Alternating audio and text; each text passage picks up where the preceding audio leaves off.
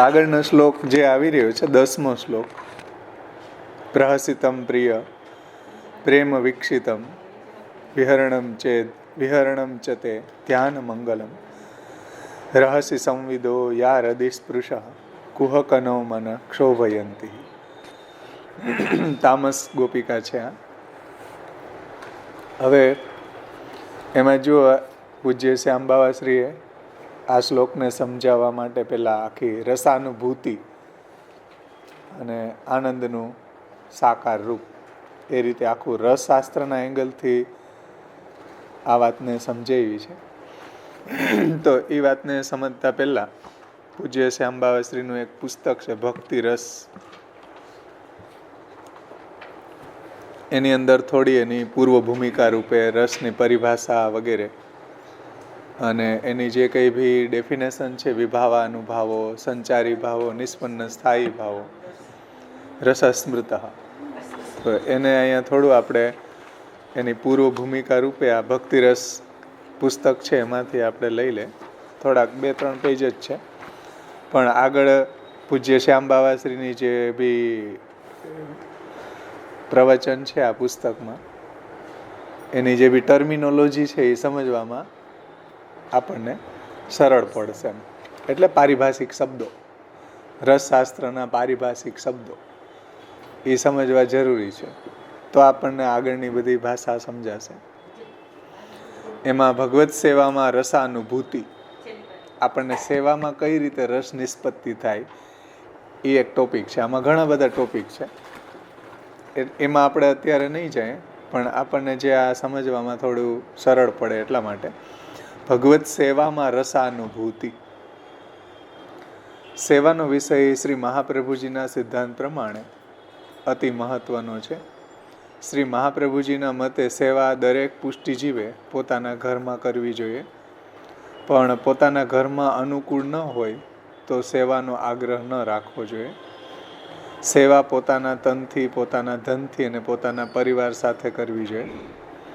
શ્રી મહાપ્રભુજીના સિદ્ધાંત પ્રમાણે સેવા છે રિચ્યુઅલ નથી, એટલે કર્મકાંડ નથી. સેવા જે છે એ આપણી કર્મકાંડ નથી, પણ જેમ આપણા પુત્ર પુત્રીના લગ્ન કરીએ, કર્મકાંડ એટલે શું? તો કે જેવી રીતના યજ્ઞ યાગાદિક કર્મકાંડની કરતા હોઈએ એવી રીતના સેવા નથી કરવાની. જેમ આપણા પુત્ર પુત્રીઓના લગ્ન વખતે જે અતિથિ સત્કાર એટલે રિસેપ્શન રાખીએ, એમાં સ્ટેજ ઉપર જ્યારે બધા એક પછી એક આવતા જાય એ વખતે આપણે દરેકની સામે હસતા ચહેરા સાથે આવકાર આપીએ છીએ. તો પણ એ 1 મિનિટથી બીજી મિનિટ થાય ત્યાં સુધી તો પાછી બીજી વ્યક્તિ સાથે હાથ મિલાવી લેતા હોઈએ છીએ. એક આવ્યો તો એ એકની ઊભા જ નથી રહેતા, એ વધારે 2 મિનિટ ઊભો રહીએ તો પછી મુંજારો આવવા માંડે, ભાઈ જાય તો બીજાને એટેન્ડ કરીએ ને એમ. એટલે રિસેપ્શનમાં એવું હોય એમ. હા, આપણે ક્યારેય ગયા નથી, પણ કહેતા હોય બધા એવું. આમાં એટલે 1 મિનિટથી બીજી મિનિટ થાય ત્યાં સુધી તો પાછી બીજી વ્યક્તિ સાથે હાથ મિલાવી લેતા હોઈએ છીએ. એટલે આવકાર એ એક કર્મકાંડ થઈ જાય છે. ત્યાં કોઈ એવો સ્નેહનો ઇઝહાર નથી હોતો, એ કર્મકાંડ લાગે. હાથ મિલાવતા ઓલો ગયો, ઓલાને મિલાવ્યો, ઓલો ગયો, ઓલાને મિલાવ્યો, ત્રીજો ગયો, તો એ કર્મકાંડ થઈ જાય. આપણે હૃદયથી ઈચ્છતા પણ હોઈએ કે તેઓ આવે, છતાં એમની હાજરીનો આનંદ સ્ટેજ ઉપર 2 મિનિટથી વધારે લઈ શકતા નથી. ફક્ત અતિથિ સત્કાર નહીં, પરંતુ આખી લગ્નની વિધિ છે એ કર્મકાંડ થઈ જાય. કેવલ અતિથિ સત્કાર જ નહીં, ટોટલી વિધિ કર્મકાંડ જ થઈ જાય. એમાં કોઈ સ્નેહનો ઇઝહાર એટલો નથી હોતો. એમ આપણે ત્યાં ગોર મહારાજ લગ્ન વખતે બોલતા હોય છે કે આ સુલક્ષણી રત્નાભરણથી ભૂષિત લક્ષ્મી રૂપા કન્યાને હું તમને આપું છું. હવે આ વાત કન્યાના પિતાએ બોલવાની હોય, પણ બોલે ગોર મહારાજ કે આ સુલક્ષણી રત્નાભરણોથી ભૂષિત લક્ષ્મીરૂપી કન્યાને હું તમને આપું છું, એવું કન્યાના પિતાએ બોલવાનું હોય. ઘણા શ્લોકો વરરાજાએ બોલવાના હોય. કોઈ આરામ ઓલો ગોર બાપા બોલી જાય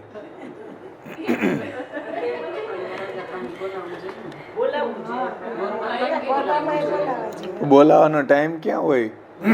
આપણે જ ન બોલવા દે કે ભાઈ જલ્દી આ પૂરું કર કર્મકાંડ. એટલે હકીકતમાં આ જે શ્લોક છે એ કન્યાના પિતાએ બોલવો જોઈએ, પરંતુ એ નથી બોલતા, પણ ગોર મહારાજ બોલે છે.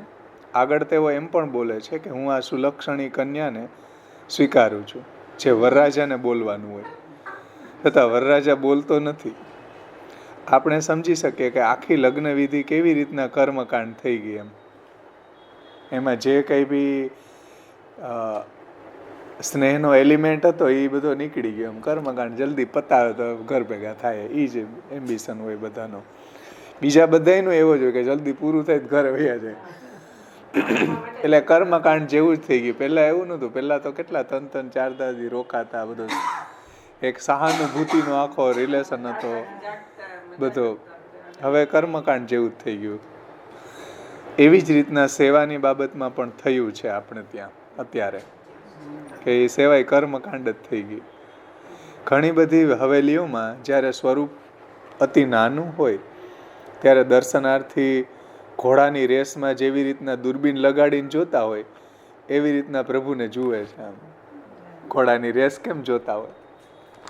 તેમાં એમને જો પૂછીએ કે તમે આટલા વર્ષથી પ્રભુને જોઈ રહ્યા છો, તો અમુક ઉત્સવમાં પ્રભુ ક્યાં શ્રૃંગાર ધારણ કરે છે, તો તેની એમને ખબર નથી હોતી. ભલે રોજ રેસથી જોતા હોય, આમ રેસના દૂરબીનથી જોતા હોય ઠાકોરજીને, પણ જન્માષ્ટમીમાં મસ્તક ઉપર કેવા શ્રૃંગાર આવે એ એને ખબર જ ન હોય. તો એને એની ખબર નથી હોતી, છતાં પ્રભુને જોવાનો કર્મકાંડ ચાલતો જ રહે છે. શ્રી મહાપ્રભુજીના સિદ્ધાંત ન સમજવાને કારણે કે સમજ્યા પછી પણ ન પાડવાને કારણે સેવાનો આખો સિદ્ધાંત કર્મકાંડમાં ફેરવાઈ ગયો છે. આધુનિક સ્થિતિમાં, એટલે કે જ્યારથી બ્રિટિશરો આવ્યા ત્યારથી ઔદ્યોગિક નગરોનો દોર શરૂ થયો, અને ત્યારથી નવી પેઢીઓના વૈષ્ણવોએ નિત્ય નિયમથી હવેલીમાં દર્શન કરવાનું શરૂ કર્યું. ભલે તેમના પૂર્વજો છે એ ઘરમાં સેવા કરતા હતા, એને કારણે સેવા એ નાટક, એટલે કે બીજાને દેખાડવા માટે થઈ ગઈ. કારણ કે આટલા વિશાળ ફલકમાં સેવાનો ક્રમ એક પરિવારથી નિભાવી શકાતો નથી. મંદિરવાળાઓએ પણ એને સંભાળવા માટે નોકરો રાખ્યા છે. મંદિરની આવક પ્રમાણે નોકરોની સંખ્યા પણ તે પ્રમાણે રહેતી હોય છે. એવી સ્થિતિમાં જેમને માથે ઠાકોરજી બિરાજતા હતા તેઓ ફક્ત આરતી કરતા, પણ તે આરતી સેવા નથી. એટલે જેની માથે ઠાકોરજી બિરાજતા હોય એ આરતી કરવા જ આવે. ભીતરિયાઓ, મુખ્ય ભીતરિયાઓ છે એ પોતાનું તન વાપરે. આપણા જેવા વૈષ્ણવો બીજા બધા જે છે એ બધા ધન આપે, અને મહારાજો શું કરે? આરતી કરે. આરતીનો અર્થ એ કે જેને સેવા તમે નથી કરી શક્યા તેનું તમને દુઃખ થાય, તેની આરતી થતી હતી. આરતીનો અર્થ શું થાય? જુઓ, આરતીનો અર્થ એ કે જે સેવા તમે નથી કરી શક્યા તેનું આપણને દુઃખ થવું, એનું નામ આરતી. આરતી જાગવી આપણે કહીએ ને, તો મારાથી આ સેવા ન થઈ શકી પ્રભુની આજે, તો એની આરતી થવી, એનું નામ આરતી હતી. તેની આરતી થતી હતી. આપણે ત્યાં મર્યાદા માર્ગ પ્રમાણે પૂજાના ભાગરૂપે આરતી થતી ન હતી. મર્યાદા માર્ગની અંદર મર્યાદા માર્ગની અંદર ફૂલ, પાણી, નૈવેદ્ય, વસ્ત્રથી પૂજન કરવામાં આવે છે, પૂજવામાં આવે છે. એ રીતે દીપથી પણ પૂજન થતું. એટલે પૂજાનો પ્રકાર હતો આરતી કરવી. જેમ નૈવેદ્ય ધરીએ, પછી વસ્ત્ર ધરીએ, એ એક પૂજાનો પ્રકાર. વસ્ત્રમ સમર્પયામી, નૈવેદ્યમ સમર્પયામી, પૂજાનો પ્રકાર હતો. એ રીતે દીપમ સમર્પયામી, તો આરતી છે એ દીપનું સમર્પણ છે. તો દીપથી પણ પૂજન થતું હતું. એટલે ષોડશોપચાર પૂજનના પ્રકારમાં આરતી એક પૂજનનો પ્રકાર હતો. જે ભાગવતમાં આપણે ભાગવતનું પૂજન કર્યું ત્યાં બરોડામાં, અમદાવાદ, તો એ આખો પૂજનનો પ્રકાર છે, પૂજન વિધિ છે. એમ ષોડશ ઉપચાર હોય, પછી 8 ઉપચાર હોય, 4 ઉપચારથી નહીં થાય, ઘણી રીતે થઈ, જેવી સામર્થ્ય. એટલે ષોડશ ઉપચાર પૂજનના પ્રકારમાં આરતી એક પૂજનનો પ્રકાર હતો. પુષ્ટિ ભક્તિ માર્ગમાં આરતી પૂજન નથી. આપણે ત્યાં આરતીનો મુખ્ય ભાવ એ છે કે જેટલો વખત આપણે સેવા ન કરી શકીએ જેટલો વખત આપણે સેવા ન કરી શક્યા તેની મનમાં આરતી એટલે કે દુઃખ રહેતું, દુઃખ હોવું જોઈએ. તે આરતી જ્યારે પ્રભુના દર્શન થાય ત્યારે એમના ઉપર આપણે વારી દઈએ. આરતી લેતા નથી, વારી દઈએ ઠાકોરજી ઉપર કે ભાઈ અત્યાર સુધી પ્રભુના દર્શન ન થયા તો એનું આપણને દુઃખ થયું, એ આરતી આપણે એની ઉપર ન્યોછાવર કરી દે. મર્યાદા માર્ગમાં લેતા નથી આરતી, આપણે ત્યાં વારી દઈએ પ્રભુ ઉપર એમ કે હવે દર્શન થઈ ગયું તો દુઃખ નિવૃત્ત થઈ ગયું એમ, એટલે પ્રભુ ઉપર ન્યોછાવર કરી દીધી એમ. તો આરતી જ્યારે પ્રભુના દર્શન થાય ત્યારે એના ઉપર વારી દઈએ છીએ, એટલે આપણે ત્યાં વારેલી આરતી લેવાતી નથી. મર્યાદા માર્ગની અંદર આરતી એ પૂજનનો પ્રસાદ છે, તેથી ત્યાં લેવાય છે. મર્યાદા માર્ગમાં આરતી પૂજનનો, જેમ નૈવેદ્ય છે, વસ્ત્ર છે, એમ આરતી એ દીપ સમર્પણ છે, એટલે આરતીને લેવામાં આવે, કારણ કે એ પૂજનનો પ્રસાદ છે. એટલે હકીકતમાં પ્રભુની સેવા ન થઈ તેની આરતી થતી જ નથી. સમજો, હકીકતમાં પ્રભુની સેવા ન થઈ તેની આરતી થતી જ નથી. એનાથી ઉલટું દર્શનાર્થીઓની માનસિકતા એવી છે કે પ્રભુના દર્શન ન કરે પણ આરતીના દર્શન કરે. બોલો, મોટા પ્રભુના દર્શન ન કરે પણ આરતીના દર્શન કરવા જાય. એટલે ઘંટનાદ થાય તો હવેલીમાં અહીંથી દોટ મૂકે, થઈ હવેલીની અંદર ઘંટનાદ થાય તો આરતીના દર્શન. હકીકતમાં આવો પ્રકાર આપણે ત્યાં હતો જ નહીં. આરતી તો આપણે પ્રભુ પર વારી દેતા. હકીકતમાં પ્રભુની સેવા ન થઈ એની આરતી થવી જોઈએ પણ થતી નથી. એનાથી ઉલટું દર્શનાર્થીઓની માનસિકતા એવી છે કે પ્રભુના દર્શન ન કરે પણ આરતીના દર્શન કરે. આનો અર્થ એ છે કે તમે થિયેટરમાં જઈને પિક્ચર જોવા નથી માંગતા પણ એર કન્ડિશનમાં સૂવા માંગો છો. આનો મતલબ એવો થયો કે ઉનાળો છે એને ત્યાં જઈને સૂરજમાં, સૂરજ છે ને કયું સૂરજમાં પિક્ચર જોવાનું એમ ઓલું નથી એમ્બિશન, ત્યાં જઈને સૂવાનું. આનો મતલબ એવો થયો કે થિયેટરમાં જઈને પિક્ચર જોવા નથી માંગતા, એર કન્ડિશનમાં સૂવા માંગો છો. સેવાની આવી વિપરીત પદ્ધતિ કે વિપરીત મહત્તા આપણે ત્યાં થઈ ગઈ છે, જે મૂર્ખતાની ચરમ કક્ષા છે. સેવાની આ પદ્ધતિ સાધનામાં ભલે વિકૃત થઈ ગઈ પણ એનો સિદ્ધાંત સમજવો અતિ જરૂરી છે. આવી રીતના સાધના કોલોપ્સ થઈ ગઈ પણ એનો સિદ્ધાંત સમજવો જરૂરી છે. શ્રી મહાપ્રભુજીએ ઘણા ગ્રંથો લખ્યા છે, જેમ કે સુબોધનીજી એ ભાગવતજીના સાચા અર્થને સમજાવવા માટે છે. ભાષ્ય લખ્યું તો એ બ્રહ્મસૂત્રના સાચા અર્થને સમજાવવા માટે ભાષ્ય લખ્યું છે. નિબંધ લખ્યો તો એ પોતાના સિદ્ધાંતની સાચી સમજ માટે. ષોડશ ગ્રંથ એટલા માટે લખ્યા કે પુષ્ટિમાર્ગીય સિદ્ધાંતનું અનુસરણ કરવામાં આવતી જે કંઈ બી સમસ્યાઓ છે એ સમસ્યાઓનું સમાધાન ષોડશ ગ્રંથમાં છે અથવા એનો ઉપાય એમાં છે. પ્રેક્ટિકલમાં આવતી જે કંઈ બી ડિફિકલ્ટીઓ છે એ બધો ઉપાય ષોડશ ગ્રંથમાં મહાપ્રભુજી આપણને સમજાવ્યું કે આપણે પ્રેક્ટિકલ લાઈફની અંદર કેમ રહેવું, સવારે જાગ્યેથી સૂઈએ ત્યાં સુધી, જન્મ્યેથી મરીએ કેમ જીવન જીવવું, એ વાત કઈ રીતે સેવા કરવી, કઈ રીતે આશ્રયને દ્રઢ કરવો, કઈ રીતે કથા ગુણગાનની પ્રણાલીથી આપણા બીજ ભાવને દ્રઢ કરવો, કઈ રીતે સેવા પ્રણાલીથી આપણી પ્રેમ આસક્તિ વ્યસન કે નિરોધ અવસ્થામાં આપણી સેવાને ભક્તિમાં કેમ ખીલવવી, ભક્તિને નિરોધમાં કેમ ખીલવવી, એ બધી જ પાસાઓને મહાપ્રભુજીએ ષોડશ ગ્રંથમાં સમજાવ્યા છે. બીજા ગ્રંથોમાં શ્રી મહાપ્રભુજી એમ નથી કહેતા કે આ મારો અભિપ્રાય છે, પણ જુઓ ષોડશ ગ્રંથમાં અને બધી જગ્યાએ ઇતિ મે મતિ, વલ્લભસ્ય હિતમ વચ, તો એ બધી જગ્યાએ શ્રી મહાપ્રભુજી એમ કીધું કે આવી મારી સમજ છે. સ્મરણમ ભજનમ ચાપી ન ત્યાજ્યમ ઇતિ મે મતિ, ઇતિ સ્થિતિ કીધું ને. અસમર્પિત વસ્તુનામ તસ્માદ નિવેદિભી સમર્પી એવમ સર્વમ કુર્યાત ઇતિ સ્થિતિ, આવી માર્ગની મર્યાદા છે. તો આ રીતે બધી જગ્યાએ શ્રી મહાપ્રભુજીએ આ મારો અભિપ્રાય છે એ રીતે સમજાવ્યું છે. બીજા ગ્રંથોમાં શ્રી મહાપ્રભુજી એમ નથી કહેતા કે આ મારો અભિપ્રાય છે.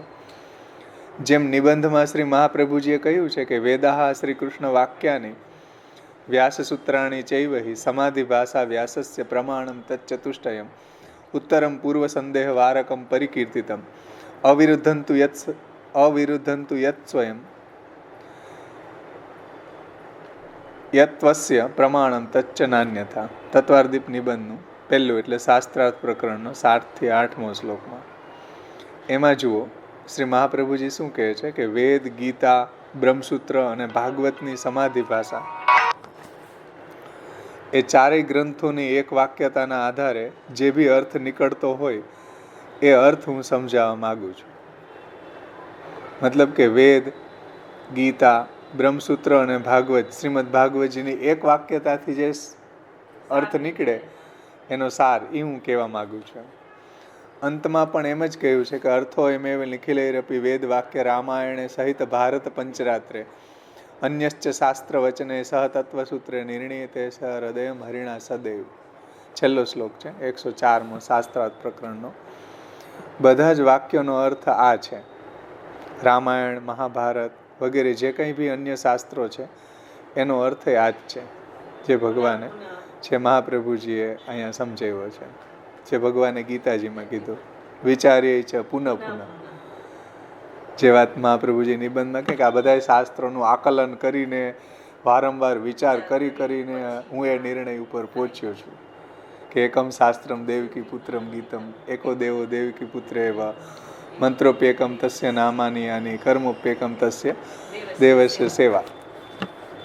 ષોડશ ગ્રંથમાં બધા જ વેદ વાક્યોનો અર્થ આ જ છે. રામાયણ, મહાભારત, પંચરાત્ર વગેરે જે પણ માન્ય શાસ્ત્ર છે એનો અર્થ આ જ છે.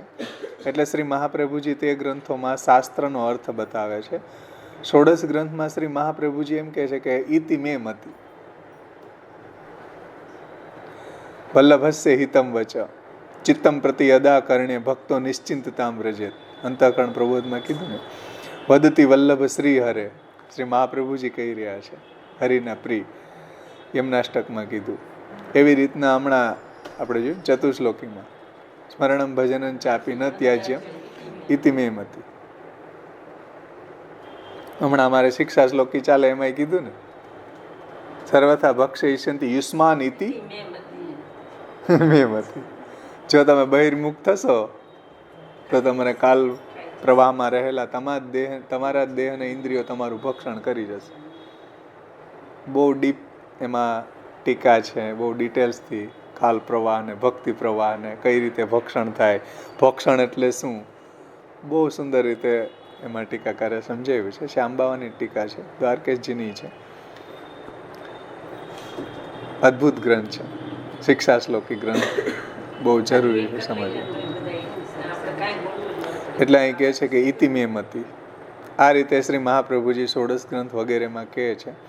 તો અહીં બધા ગ્રંથોમાં શ્રી મહાપ્રભુજી પોતાનો અભિપ્રાય કહે છે, કારણ કે તે સેવકને જે કંઈ બી પ્રેક્ટિકલ ડિફિકલ્ટી સિદ્ધાંતના અનુસરણ કરવામાં આવતી હતી એના ખુલાસા રૂપે આ ગ્રંથો પ્રગટ થયા છે.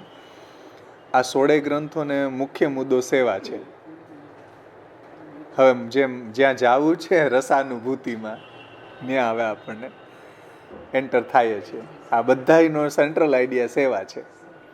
મહાપ્રભુજીના જેટલા બી ગ્રંથો છે એ બધાયનો સેન્ટ્રલ આઈડિયા ભગવત સેવા છે. આ 16 ગ્રંથોનો મુખ્ય મુદ્દો સેવા છે. એટલે ગુરુના લક્ષણમાં પણ તમે જુઓ, કૃષ્ણ સેવા પરમ વિક્ષ.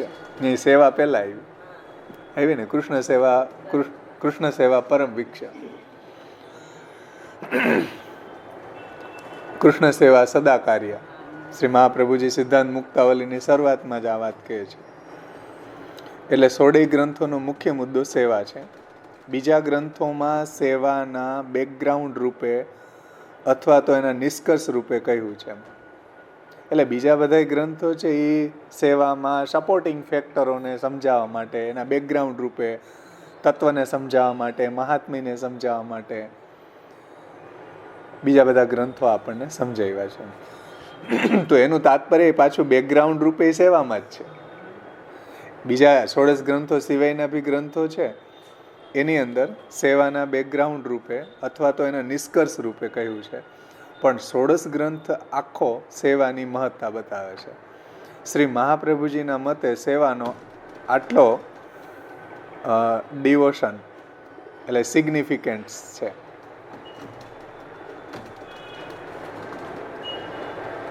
સિગ્નિફિકન્સ એટલે મહત્વ થાય ને, મહાત્મ્ય. ડિવોશનલ, સોરી ડિવોશનલ, ડિવોશન નહીં, સોરી ડિવોશનલ.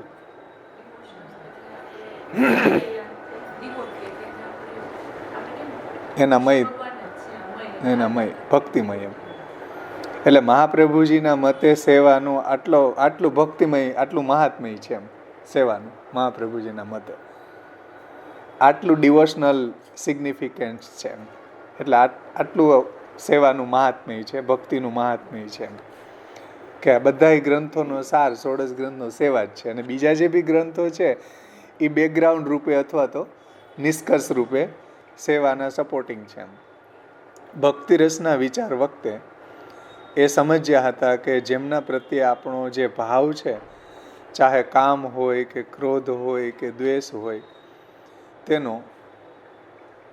એનો કોરસ્પોન્ડિંગ જે વિષય હોય તેને આલંબન વિભાવ કહેવાય. હવે મેન વાત અહીંથી શરૂ થાય, અહીં સુધીની બધી ભૂમિકા હતી.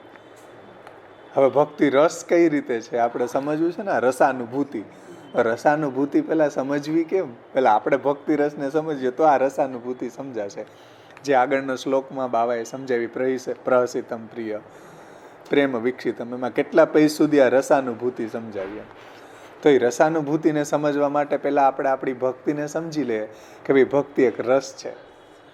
હવે એની રસાનુભૂતિ કેવી રીતના આપણને થાય તો આપણને આ વિષય સમજાશે આગળ સુબોધ જે શ્યામબાવાશ્રીએ સમજાવ્યું એટલા માટે. તો ભક્તિ એક રસ છે. રસ એટલે જ્યુસ નહીં હો. અંગ્રેજો જ્યારે હિન્દુસ્તાનમાં આવ્યા ત્યારે એ લોકો કહેતા કે હિન્દુસ્તાની છે એ ગોડ ઇઝ જ્યુસ, એ ગોડને જ્યુસ માને એ કે. ભાઈ તમે જ્યુસ કહો એ એંગલથી ગોડને અમે નથી માનતા. અમારો વેદ એમ કે રસો વૈસહ રસમ એવાયમ લબ્ધ્વા આનંદી ભવતી. એ શ્રુતિઓ સવે નહીં વરે મેં, એ જે બધી શ્રુતિઓ આમાં આવશે, રસો વૈસા ગો, ભગવાનને આપણે ત્યાં રસરૂપ કીધા છે.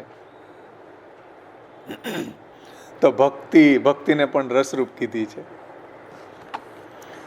ભક્તિ રસના વિચાર વખતે એ સમજ્યા હતા કે જેમના પ્રત્યે આપણો જે ભાવ છે, સમજો ધ્યાનથી, જેના પ્રત્યે આપણો જે ભાવ છે એ કામ હોય કે ક્રોધ હોય કે દ્વેષ હોય વગેરેનો, એને કોરસ્પોન્ડિંગ એનો જે વિષય છે એ આલંબન વિભાવ કહેવાય. સમજાય ને? જેમ માતા છે તો એને બાળક પ્રત્યે જે પ્રેમ છે એ માતા છે એ એના માટે બાળક છે એ આલંબન છે. માતાને બાળક પ્રત્યે વાત્સલ્ય ભાવ છે તો બાળક છે એ માતાનું આલંબન કહેવાય. પ્રિયતમા છે એને પ્રિયતમ પ્રત્યે પ્રેમ છે તો પ્રિયતમ એના માટે આલંબન, એના રસનું આલંબન એટલે આધાર એમ. સમજાઈશ ને વાત? આલંબન કહેવાય છે. હે શું ન સમજાય તો પૂછો ભલે. હા, એવી રીતના બે મિત્રો છે તો એ બે પરસ્પર આલંબન છે સખ્યનું. સમજી ને? સખ્ય હોય કે માધુર્ય હોય કે વાત્સલ્ય હોય, જે બી રસ છે. આપણે ત્યાં જે બધા 9 રસ બતાવ્યા છે, જોકે આપણે ત્યાં તો ઘણા બધા રસ છે, 9 જ નથી, એનું કોઈ ફિક્સેશન નથી. તો આલંબન વિભાવ કહેવાય છે. જેમ આપણા માટે આપણા ઠાકોરજી, આપણા હૃદયમાં રહેલો ભક્તિભાવનું આલંબન આપણા ઠાકોરજી છે. સમજાઈશ ને? અહીંયા એમ કીધું કે આપણનો જેવો ભાવ છે, ચાહે કામ હોય કે ક્રોધ હોય કે દ્વેષ હોય, એની જગ્યાએ આપણે ભક્તિ લઈ લે તો આપણા ભક્તિનું આલંબન કોણ? આપણા ઠાકોરજી. એના આલંબન વિભાવ કહેવાય. માનો કે આપણને ભક્તિ છે, પ્રભુમાં પ્રેમ છે, પણ આલંબન જ ન હોય તો શું કરવું? એને વ્યક્ત કેમ કરવો? એમ ક્યાં કરવો? આપણને બહુ પ્રેમ છે તો મહાપ્રભુજી કહે છે કે એનો અનુભાવ છે એ શ્રવણ છે, કીર્તન છે, સ્મરણ છે, પાદ સેવન છે, અર્ચન છે, વંદન, દાસ્ય, સખ્ય, આત્મનિવેદન, આ બધા ભક્તિના અનુભાવ છે. કે આપણને પ્રભુમાં પ્રેમ છે તો આપણને પ્રભુની સેવા કરવાની ઈચ્છા થાય, એના ગુણો સાંભળવાની ઈચ્છા થાય. એ એમ બતાવે છે આપણે આપણા હૃદયમાં રહેલા પ્રભુ પ્રત્યેનો જે પ્રેમ છે એ કઈ રીતે આઉટલેટ માગે. તો કે શ્રવણના રૂપમાં, કીર્તનના રૂપમાં, પાદ સેવન, અર્ચન. પ્રભુમાં પ્રેમ છે તો આપણે ઠાકોરજીને જગાડીએ, શણગારીએ, એને આપણે ભોગ ધરીએ છીએ, ઓઢાડીએ છીએ, એની સામે કીર્તન ગાઈએ છીએ, તો એ શું બતાવે? આપણને આપણા હૃદયમાં રહેલો પ્રભુ પ્રત્યેના પ્રેમને આપણે એક્સપ્લેન કરીએ છીએ. તમને તમારા છોકરા પ્રત્યે કે પતિ પ્રત્યે પ્રેમ હોય તો કેમ એક્સપ્લેન કરો? હા, એને ક્રિયામાં ખીલવીએ ને. એમ કેવલ ખાલી વાત જ કરીએ કે માય હાર્ટ ને માય ડાર્લિંગ ને, કે ખાલી વાત જ કરીએ પણ કાંઈ કરીએ જ નહીં તો શું કામનું? એ કાંઈ કામનું નહીં. એટલે મહાપ્રભુજી કહે કે પ્રોઢાપી દુહિતા યદવત સ્નેહા ન પ્રેષ્યતે વરે તથા દેહે ન કર્તવ્યમ વરસ્તુષ્યતિ નાન્યત.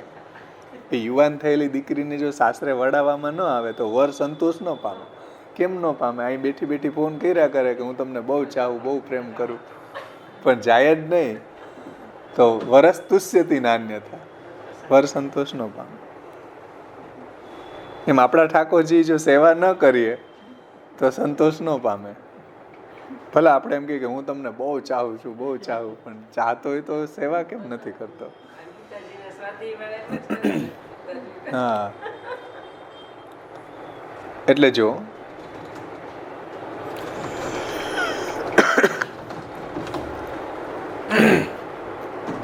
જેમના પ્રત્યે આપણને ભાવ છે, ચાહે કામ હોય, ક્રોધ હોય, દ્વેષ હોય, એનો કોરસ્પોન્ડિંગ જે વિષય હોય એને આલંબન કહેવાય છે. જે આલંબન વિભાવ ઉપર આપણી એકાગ્રતા આવે અથવા તો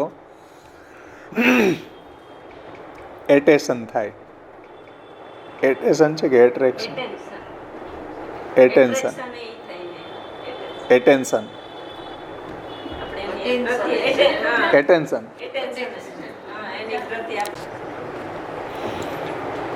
એટલે જે આલંબન વિભાવ ઉપર આપણી એકાગ્રતા આવે અથવા તો એટેન્શન થાય, તે જે વસ્તુથી કરવામાં આવે તેને ઉદ્દીપન વિભાવ કહેવાય.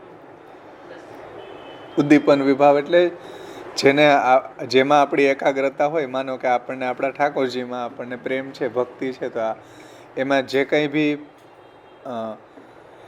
એટેન્શન થાય અને જે વસ્તુથી કરવામાં આવે એને ઉદ્દીપન કહેવાય. ઉદ્દીપન એટલે આપણે ભક્તિને વધારવામાં એ સપોર્ટિંગ છે. જેમ કીર્તન છે, સેવા હોય તો એમાં ખીલોના છે, પીછવાઈ છે, સિંહાસન છે, સામગ્રી છે. જેવો સમય ચાલતો હોય એમ અન્નકૂટ હમણાં આવી રહ્યો આવે, હમણાં રાસની પીછવાઈ આપણે સજાવી લઈએ, રાસના કીર્તનો બોલીએ, તો એ બધું શું છે? એમાં ઉદ્દીપન વિભાવ છે. ઉદ્દીપન એટલે આપણે ભાવને ઉદ્દીપ્ત કરે, કામ લાગે કે વાહ, સામે પાછળ પીછવાઈ હોય, એમાં રાસલીલાનું ચિત્ર હોય કે પીછવાઈ હોય તો આપણને એમ લાગે કે ભાઈ રાસ થઈ રહ્યો છે, આપણે નૃત્ય તો રાસ મેં લાલ બિહારી નચવત હે સબ બ્રિજ કી નારી. તો આપણને ફિલિંગ આખી એનો રસ નિષ્પત્તિ થાય. એ વાત અહીંયા સમજે ને, રસ એક પ્રગટ થાય. એમ દાન લીલા ચાલતી હોય તો દાન લીલાની પીછવાઈ ધરાવી દે. ગોપાષ્ટમી હોય તો ગાયોની પીછવાઈ ધરાવી દે, બધી ગાયો જાય રહી છે વ્રજમાં. તો એ બધું શું છે? ઉદ્દીપન છે, આપણા ભાવને ઉદ્દીપ્ત કરે. એટલે આપણે એવી પીછવાઈઓ સજાવીએ, ગાયો સજાવીએ ઠાકોરજી સન્મુખ, ખીલોના સજાવીએ. આ બધું આપણા ભક્તિને ઉદ્દીપ્ત કરે છે. ઉદ્દીપન વિભાવ કહેવાય છે. જેમ રસ્તામાં નિયોસાઇન બોર્ડને કારણે આપણું ધ્યાન આકર્ષિત થાય. એટલે જે બોર્ડમાં શું કહેવાય? નિયોસાઇન બોર્ડ, સૂચક પાટિયાઓ, દિશા સૂચક પાટિયાઓ હોય ને, કે આગળ બમ્પ છે,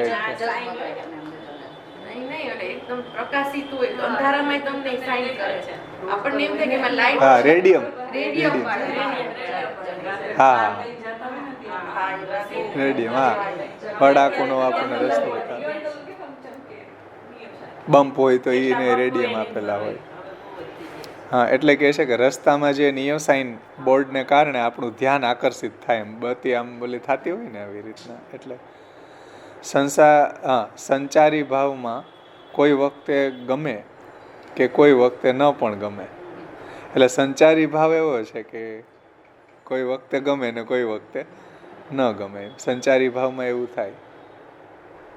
જેમ ફોર એક્ઝામ્પલ પતિ પત્નીનું લે તો અબોલા થવા એ સંચારી ભાવ, ન બોલવું ક્યારેક આમ 2-3 દી એવું રહે તો એ સંચારી ભાવ. પછી ભૂખ ઉગડે બોલવાની, પછી બેમાંથી કઈ વારો ન આવવા દે એ સંચારી ભાવ. માન વગેરે જે છે એ સંચારી ભાવ છે. સ્થાયી ભાવ ન થવું છે, સંચારી રહેવા છે.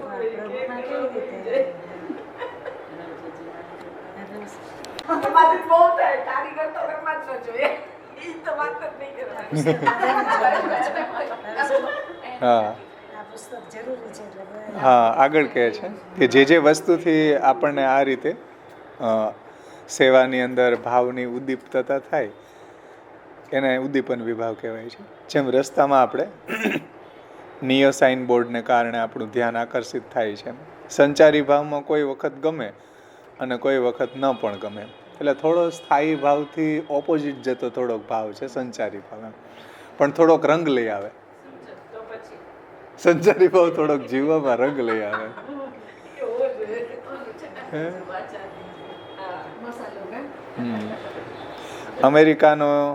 અમેરિકાનો jazz singer Nat King Cole હતો.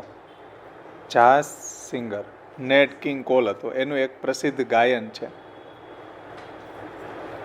કે લવમાં હેટ છે અને હેટ્રેકમાં લવ છે.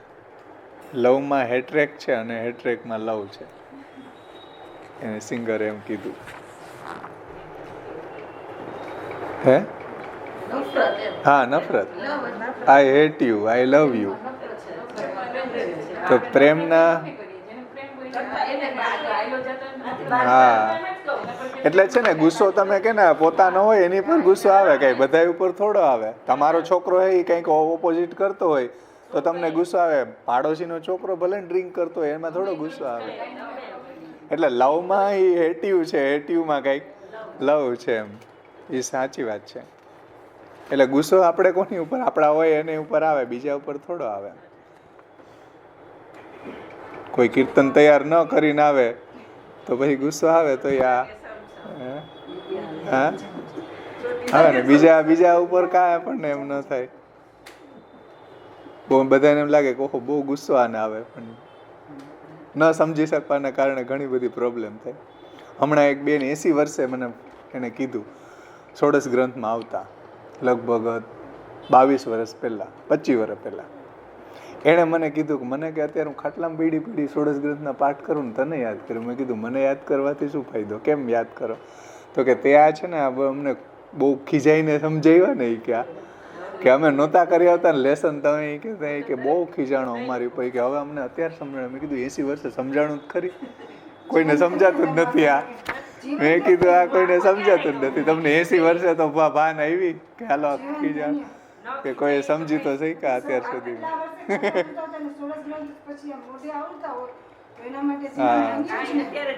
એ બીજા કઈ કરી ન થકતા, બસ એમાં પીડા મહાપ્રભુજીના ગ્રંથોનો સ્વાધ્યાય કરે. મેં કીધું સારું કહેવાય, તમે અત્યારે 80 વર્ષે જ સમજ આવી, કોક તો સમજ્યું આપણને, બાકી કોઈ સમજતું નથી.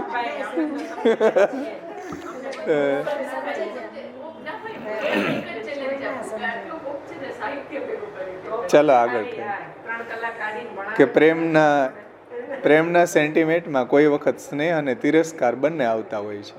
આ બહુ મીઠી વાત છે. પ્રેમના સેન્ટિમેન્ટમાં કોઈ વખતે સ્નેહ અને તિરસ્કાર બંને આવતા હોય. સ્નેહ આવે અને તિરસ્કારે આવે. જે સ્થિર ભાવ છે તેને સ્થાયી ભાવ કહેવાય. જેમ આપણે ત્યાં મહાત્મ્ય જ્ઞાનપૂર્વક સુદૃઢ સર્વતોધિક સ્નેહો ભક્તિ, એ આપણો સ્થાયી ભાવ છે. જેમ પ્રિયતમા હોય તો એના પ્રત્યેનો જે શૃંગાર ભાવ છે એ સ્થાયી ભાવ છે. માં અને બાળકના રિલેશન હોય તો વાત્સલ્ય સ્થાયી ભાવ છે.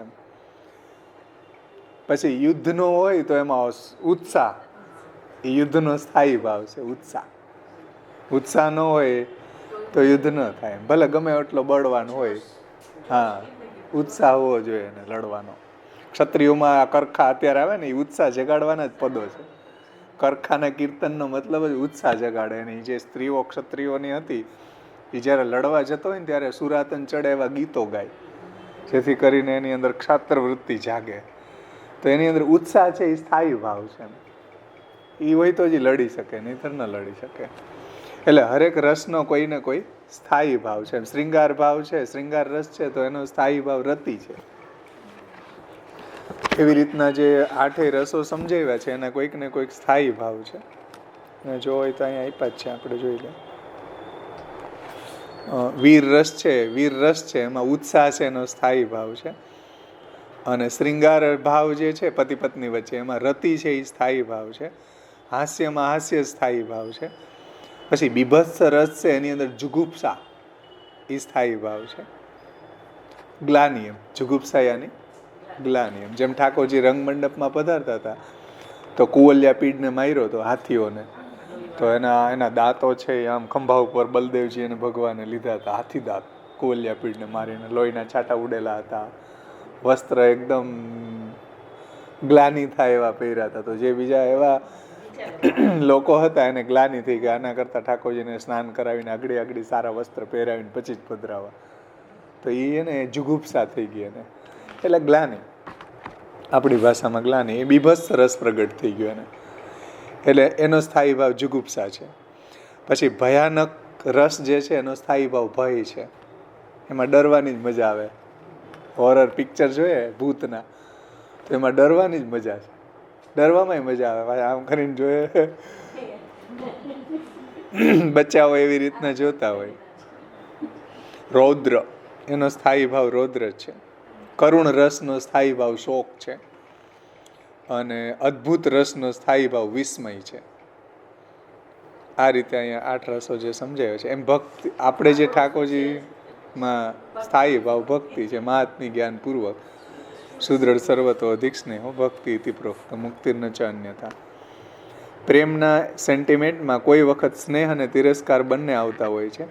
જે સ્થાયી ભાવ છે એને જે સ્થિર ભાવ છે એને સ્થાયી ભાવ કહેવાય છે. અને જે ટ્રાન્ઝિટરી છે એને સંચારી ભાવ કહેવાય છે. ટ્રાન્ઝિટરી, ટ્રાન્ઝિટ થયા કરે ને, બદલા કરે. હા, ટ્રાન્ઝિટરી, એને સંચારી ભાવ. મતલબ સ્થાયી ન હોય, આવ્યા કરે ને ગયા કરે, આવ્યા કરે ને ગયા કરે. હા, જેમ અબોલા થાય, માન કરી લીધું, પણ માન કેટલા દી રહે? 2 દી બહુ.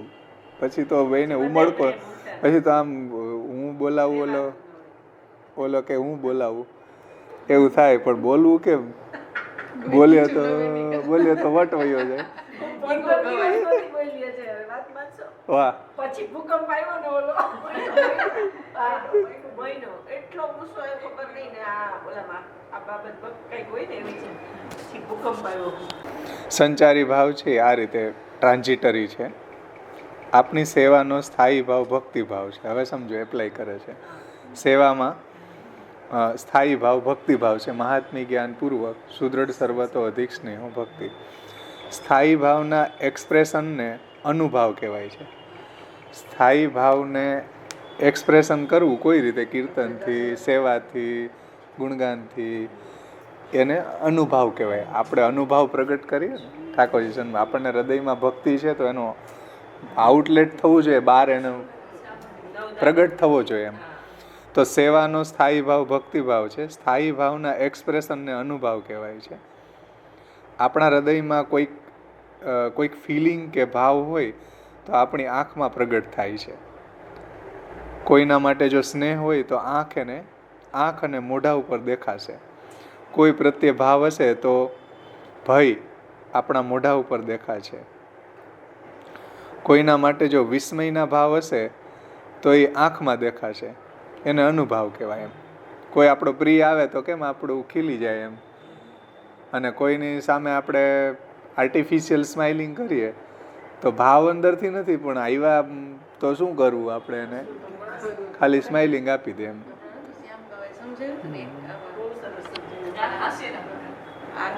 હા, હઠાસ્ય. એટલે કહેવાનું તાત્પર્ય એ છે કે આપણા ચહેરા ઉપર કે આપણી આંખો ઉપર કે એ ભાવ ઝલકી જાય એમ, એક્સપ્રેશન. આપણને કોઈના પ્રત્યે પ્રેમ છે કે કોઈના પ્રત્યે ઉદાસીનતા છે કે કોઈના પ્રત્યે નફરત છે એ આપણા ચહેરા ઉપરથી સમજમાં આવવા માંડે એમ. આપણા ટૂંકમાં અનુભવથી ખબર પડી જાય કે આપણા હૃદયમાં કેવો ભાવ છે. ભલે એનો એ મોઢાથી એની ઓલી ગવાહી દેતો હોય એ આવો કે ગમે કે, પણ આંખોથી ને ઓળખાઈ જાય. સમજો? હા, જો એ છે ને બહુ ગિલિન્ડર છે. હકીકતમાં ખાલી સ્માઇલિંગ આપતી હોય આપણને છેતરવા માટે. અત્યારના જે કલેક્ટર, આ જે લોકો પોલીસ છે એને લોકોને આ એને સ્ટડી કરાવવામાં આવે કે જે બી ક્રિમિનલ છે એ ભલે મોઢેથી ખોટું બોલતો હોય પણ એની આંખ એની ગવાહી દેતી હોય, એ ઓળખી જાય. એ લોકોની બહુ સ્ટ્રિક એલી હોય છે એની સૂઝબૂઝ. જો કે અત્યારે ખબર નહીં દેવા, પહેલાંના જમાનાની અંદર આ રીતે એને બધી રીતે ટ્રેન કરવામાં આવતા એમ કે એની આંખો એની ગવાહી દેતી હોય કે આ વ્યક્તિ ખોટો છે. ભલે મોઢેથી ખોટું બોલતો હોય પણ આંખો એને સાચું બોલી જાય એમ, ઓળખી શકે, ઓળખી પાડે. એટલે કોઈ કહેવાનું તાત્પર્ય કે કોઈ બી હૃદયમાં જે ભાવ છુપાયેલો છે એ આ રીતે આઉટલેટ માગે છે, એને અનુભાવ કહેવાય. એને અનુભાવ. અને એને અનુભાવને જ એ અનુભાવ શબ્દ છે એ રસશાસ્ત્રનો છે.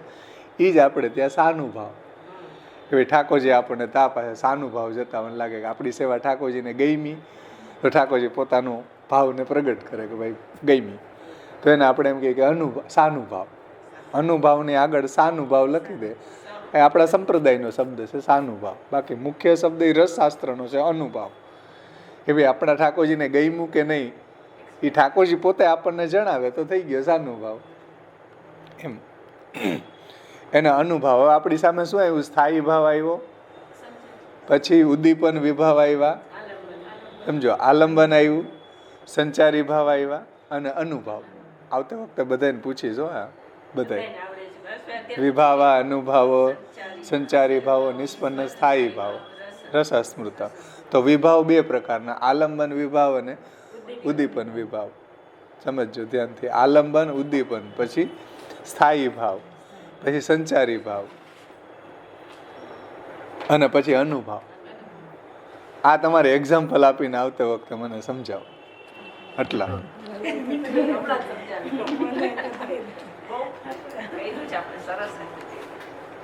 અને સેવાનો સ્થાયી ભાવ શું છે? તો કે ભક્તિ છે, મહાત્મ્ય જ્ઞાન પૂર્વક સુદર સર્વતો અધિક સ્નેહ ભક્તિ. એમાં આપણો અનુભાવ શું છે? સેવામાં ઠાકોરજીને આપણે જગાડીએ, શ્રવણ, કીર્તન, સ્મરણ, પાદ સેવન, અર્ચન, વંદન, દાસ્ય, સખ્ય, આત્મનિવેદન, આ બધો અનુભાવ છે. એ કૃષ્ણને ચાહી રહ્યા છીએ તો આપણે એને કઈ રીતે અનુભાવ પ્રગટ કરવો એ શાસ્ત્ર શીખવે. એમ કોઈ મા બાળકને અનુભાવ પ્રગટ કરતી હોય એની અંદર વાત્સલ્ય ભાવ છે, પણ આપણા ઠાકોરજી કેવલ બાળક નથી, ઈશ્વર છે, બ્રહ્મ છે, પરમાત્મા છે, ભગવાન છે, કૃષ્ણ છે. એટલે ડિસિપ્લિનથી પ્રગટ કરવો જોઈએ. એમ આરતી વગેરે કરીએ, કાંઈ મા કાંઈ બાળકની આરતી થોડી કરે. તો એ ભાવ પાછો જે આવી રહ્યો છે એ મહાત્મ્યનો આવી રહ્યો છે. તો એ પરમેશ્વર છે, બ્રહ્મ છે, ભગવાન છે, કૃષ્ણ છે, એ મહાત્મ્ય સાથે નહીં ભાવો આપણે પ્રગટ કરીએ સેવામાં. એટલે આ વાતને અહીંયા ખાસ સમજવી જોઈએ કે અનુભાવ છે એ આપણો કયા પ્રકારનો હોવો જોઈએ. એ શાસ્ત્ર આપણને ડિસિપ્લિન બતાવે કે આ ડિસિપ્લિનમાં રહીને પ્રગટ કરવાનો છે. સમજો, મનગણત કે અગડમ બગડમ ઢંગથી કે મન ફાવે એમ ન કરી શકાય. ઠાકોરજી સાથે એવો બિહેવિયર ન થાય જ્યાં સુધી ઠાકોરજી એવી કૃપા કરીને કોઈ એવો સ્થાયી ભાવનું દાન કરે કે જેમ ગોવિંદ સ્વામીને કાંકરા મારી દે, ગોવિંદ સ્વામી મારી દે તો એમાં નો પ્રોબ્લેમ. પણ આપણે એવું અનુકરણ ન કરી શકીએ. એમ આપણે જે રીતે મહાપ્રભુજીએ ડિસિપ્લિનથી અનુભાવ પ્રગટ કરવાનું કીધું એ જ રીતે અનુભાવ પ્રગટ કરાય. નહીંતર પછી મહાપ્રભુજીને કહેવું પડે કે કોન્ય ભલી અખેલ વેકી બાની.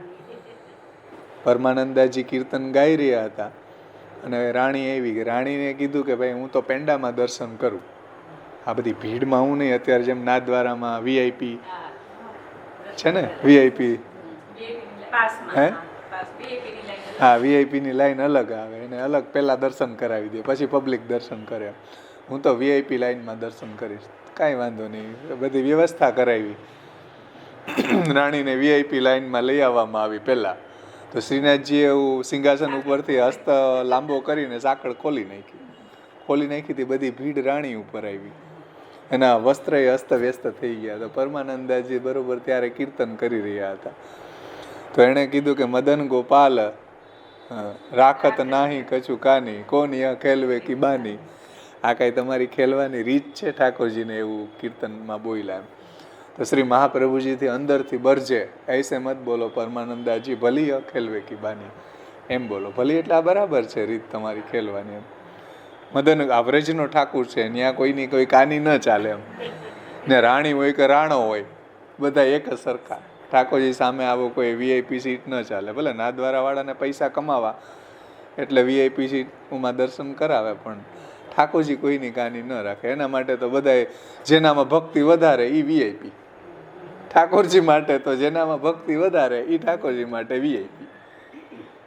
એ ઠાકોરજીને વધારે એન્જોય કરી શકે. ત્યાં પૈસાની કિંમત નથી, ત્યાં ભક્તિની બોલબાલા છે ઠાકોરજી પાસે.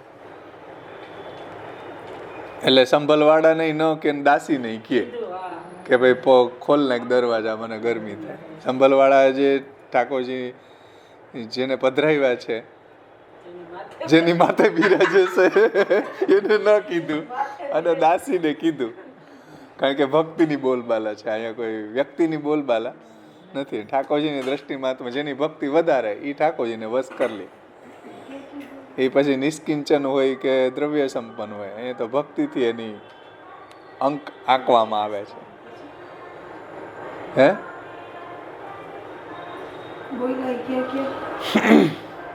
છેલ્લે લખાઈ દો. એટલે કોણ યહ ખેલવે કી બાની ऐसे મત બોલો. જો અનુભવ પ્રગટ કર્યો ને, રોંગ અનુભવ પ્રગટ કર્યો પરમાનંદાજીએ, રોંગ અનુભવ પ્રગટ કર્યો ને, કોણ યહ ખેલવે કી બાની ऐसे મત બોલો, ભલી યહ ખેલવે કી બાની બોલો.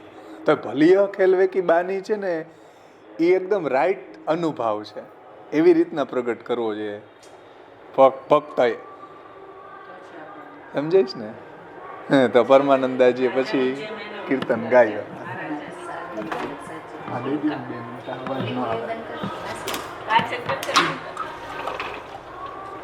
સમજાઈશ ને? અનુભવ એટલે અનુભવ એ પ્રકટ કરવાની કોઈક ડિસિપ્લિન છે આપણે ત્યાં. તમે મન ફાવે એવી રીતના અનુભવ પ્રગટ ન કરી શકો એમ. ઠાકોરજી સાથે મન ફાવે એવો બિહેવિયર ન થાય.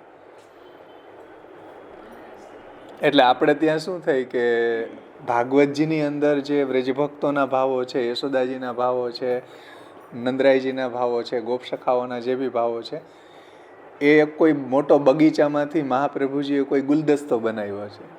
એ ગુલદસ્તો મહાપ્રભુજી આપણને આપ્યો એમ.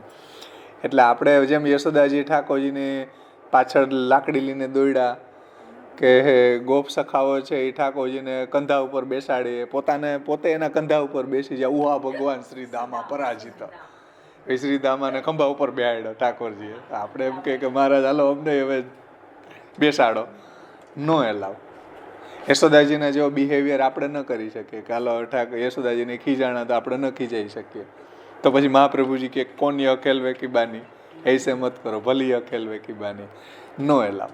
એટલે જે ભાવો મહાપ્રભુજીએ જે ક્રાઇટેરિયામાં રહીને આપણને પ્રકટ કરવાના કીધા છે, એવા જ ભાવો આપણે આપણા ઠાકોરજીની સામે પ્રકટ કરી શકીએ.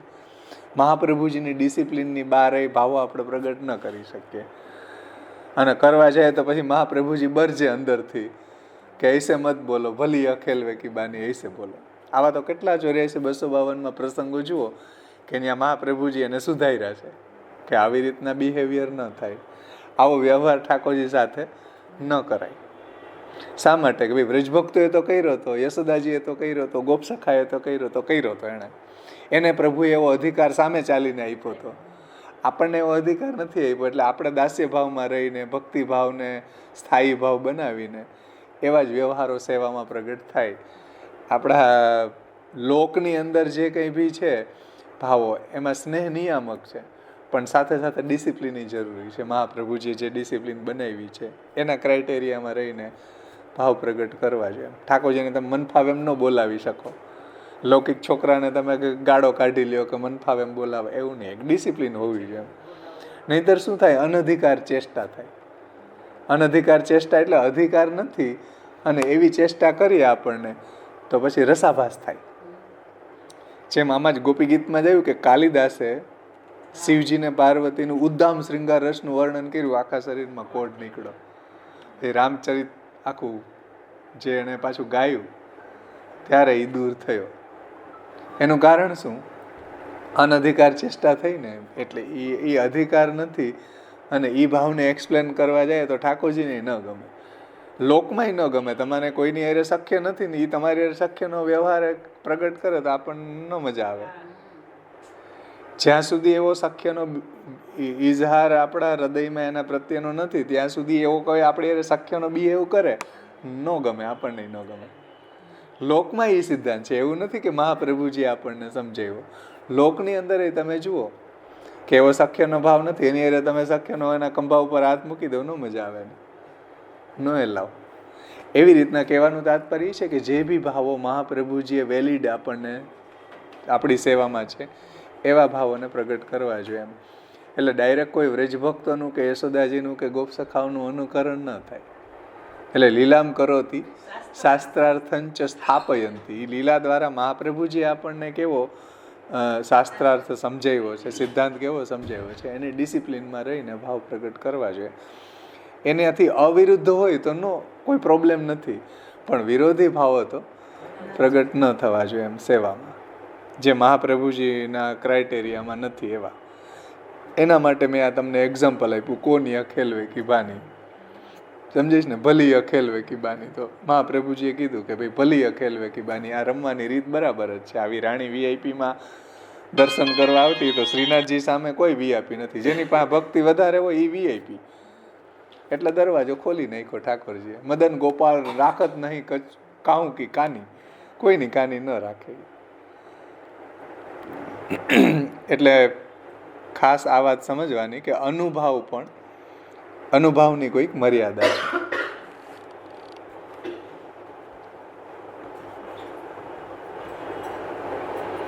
ઠાકોરજી સામેથી એવા ભાવનું દાન કરે તો એ એક્સેપ્શનલ છે, એ રૂલ્સ ન કહેવાય, એક્સેપ્શનલ કહેવાય. જેમ ગોવિંદ સ્વામીને કાંકરી મારી દીધી તો એને સામી મારી દીધી. હા, તો એ મારી દે ભાઈ. શક્ય ભાવ ભગવાને પ્રગટ કર્યો હતો એવો એની સાથે પ્રભુનો મેળાપ. પણ આપણે ન મારી શકીએ કોઈ દી ઠાકોરજીને કાંકરી, કારણ કે ઠાકોરજી આપણી સામે નથી મારતા. એટલે મારે તો દી આપણે વાંધો નહીં સાહસ કરવામાં, પણ અત્યારે ન કરાય એવું. હા, એટલે એવો અનુભવ એને પ્રગટ કર્યો ગોવિંદ સ્વામીએ, તો એને એવો અધિકાર પ્રભુએ આપી દીધો એવો, એટલે એલાવ છે એમ, વાંધો નથી એમ.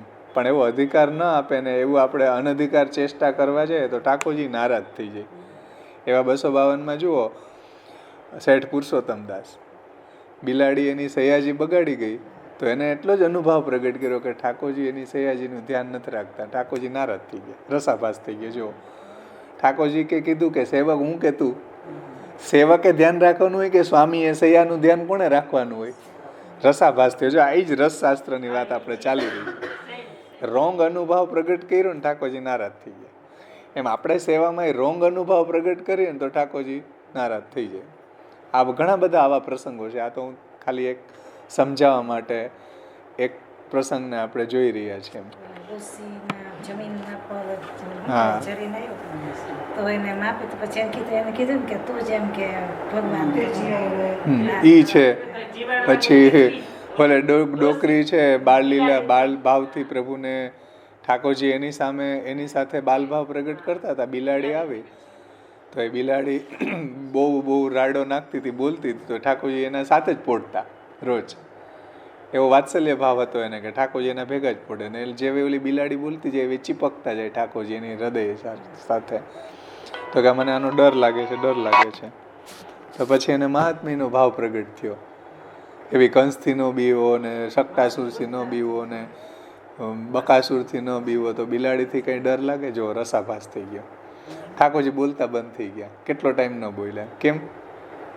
ભાઈ જે સ્વર ચાલી રહ્યા હતા, જે તાલ ચાલી રહ્યો હતો ધમાર, એમાં કોઈ જપતાલના બોલ વગાડે તો રસાભાસ થાય ને. ધમાર વગાડતા હોય ને એમાં કોઈ એક બેન ચોતાલ વગાડે કે ધમાર વગાડે તો રસાભાસ થાય ને. હવે બેયની ઠાકોરજીની અને એ ડોસીની બા વાત્સલ્ય લીલા ચાલતી હતી, વાત્સલ્યનો ઇઝહાર ચાલતો તો વાત્સલ્ય લીલા ચાલતી હતી. એમાં વચ્ચે આ કેવસ થઈ ગયો, વચ્ચે એ ડોકરી આવું મહાત્મ્ય પ્રગટ કરી દીધું કે ભાઈ આવી ચાલતી હતી. તો એને હૃદય સરખા ચાપવા જોઈએ કે ભાઈ ચાલો ડરતા નહીં, હું તમારી પાસે જ છું, આવો ભાવ પ્રગટ કરવો જોઈએ ને. એ વાત્સલ્યનો ઇઝહાર છે, પણ ત્યાં આવો ભાવ પ્રગટ કર્યો તો આખી રમત છે એ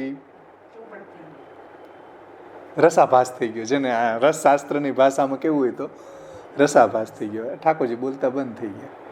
એવા એંગલથી હું કંઈ થોડો તારી લીલા કરું છું ચીપકવાની. બાકી તો હું બધાને ડરાવ, કાલે પલાયન થઈ જાય, ભયભીત થઈ જાય મારાથી. કાંઈ બિલાડીથી ડરવાનું આવે મારે? કાલ જે આખા બ્રહ્માંડને ખતમ કરવા વાળો કાલે મારાથી ડરતો હોય.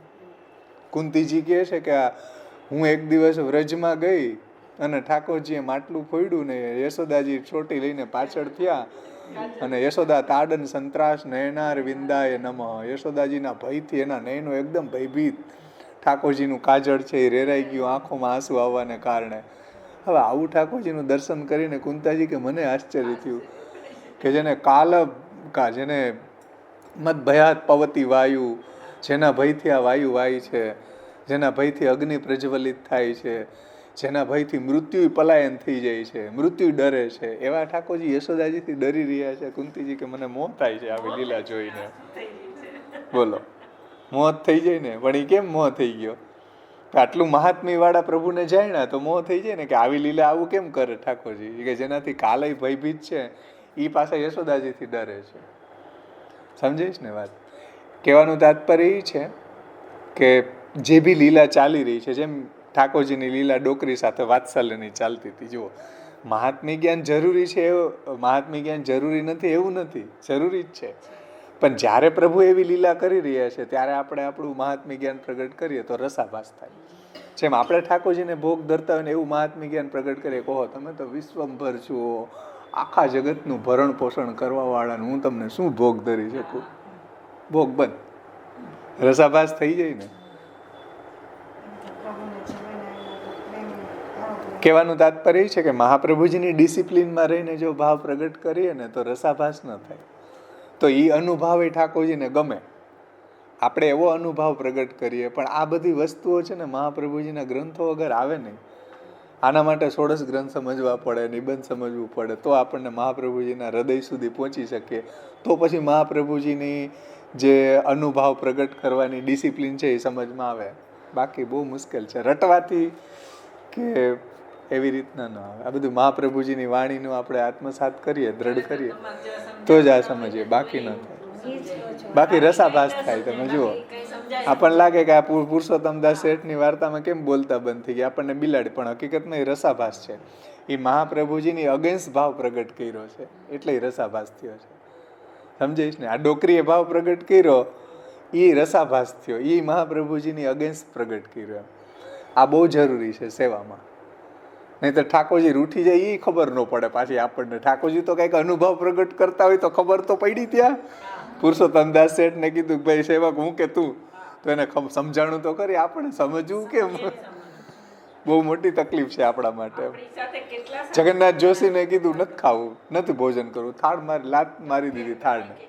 ન્યાય રસાભાસ થયો. જુઓ, એવી ઠાકોરજી અરોગતા હતા, એને અસંભાવના, વિપરીત ભાવના હતી કે ઠાકોરજીનો બાગો છોવાઈ જશે. તો શ્રીને ઠાકોરજીએ કીધું ભાઈ છોવાઈ જાય મારી આગળ ધરે છે કેમ? ફગાવી દીધો, 3 વખત ફગાવી દીધો થાળને. ભાઈ એવી અપરસ છાંટવાની જરૂર શું છે ઠાકોરજીમાં? જે કંઈ બી અપરસ છે કે જે કંઈ બી છે એ આપણા માટે છે. એને ઠાકોરજીને છાંટી કે તમારો બાગો છોવાઈ જશે એટલે સકડી કેમ આગળ ધરવી. હવે જે કંઈ બી આ છે એ બધી આપણે પાડવાની છે, ઠાકોરજીને પડાવવા માટે નથી. આમ ક્યાંય રસાભાસ થયો. આવા કેટલા બધા પ્રસંગોમાં જો રસાભાસ થયો છે. જે આ રસશાસ્ત્રનો જ વિષય છે. આ જ વિષય છે જે રસ ચાલી રહ્યો છે, રસ ઉદ્દીપ્ત થઈ રહ્યો છે. હાલ વિભાવા, અનુભાવો, સંચારી ભાવો, સ્થાયી ભાવ બધું કમ્પ્લીટ છે અને રસાભાસ થઈ જાય. બધું કમ્પ્લીટ છે, એમાં રસાભાસ થયો કેમ? મહાપ્રભુજીને ન સમજે એને કારણે. આવા રસાભાસ ખૂબ થયા છે. વાર્તા પ્રસંગો એની જ્વલંત એક્ઝામ્પલો છે આપણી સામે. આ બહુ જરૂરી છે. હવે એ આખો રસાભાસ થાય ને, સમજીશ ને વાત રસાભાસની, કે જે રસ ચાલી રહ્યો છે, વિભાવ, અનુભાવ, બધું કમ્પ્લીટ છે ને એમાં રસાભાસ થઈ જાય.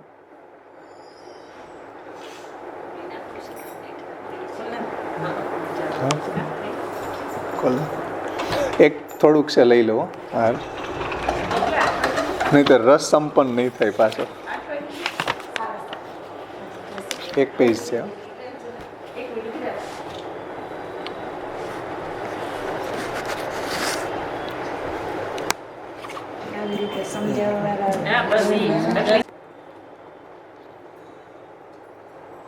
આપણી સેવાનો સ્થાયી ભાવ ભક્તિભાવ છે.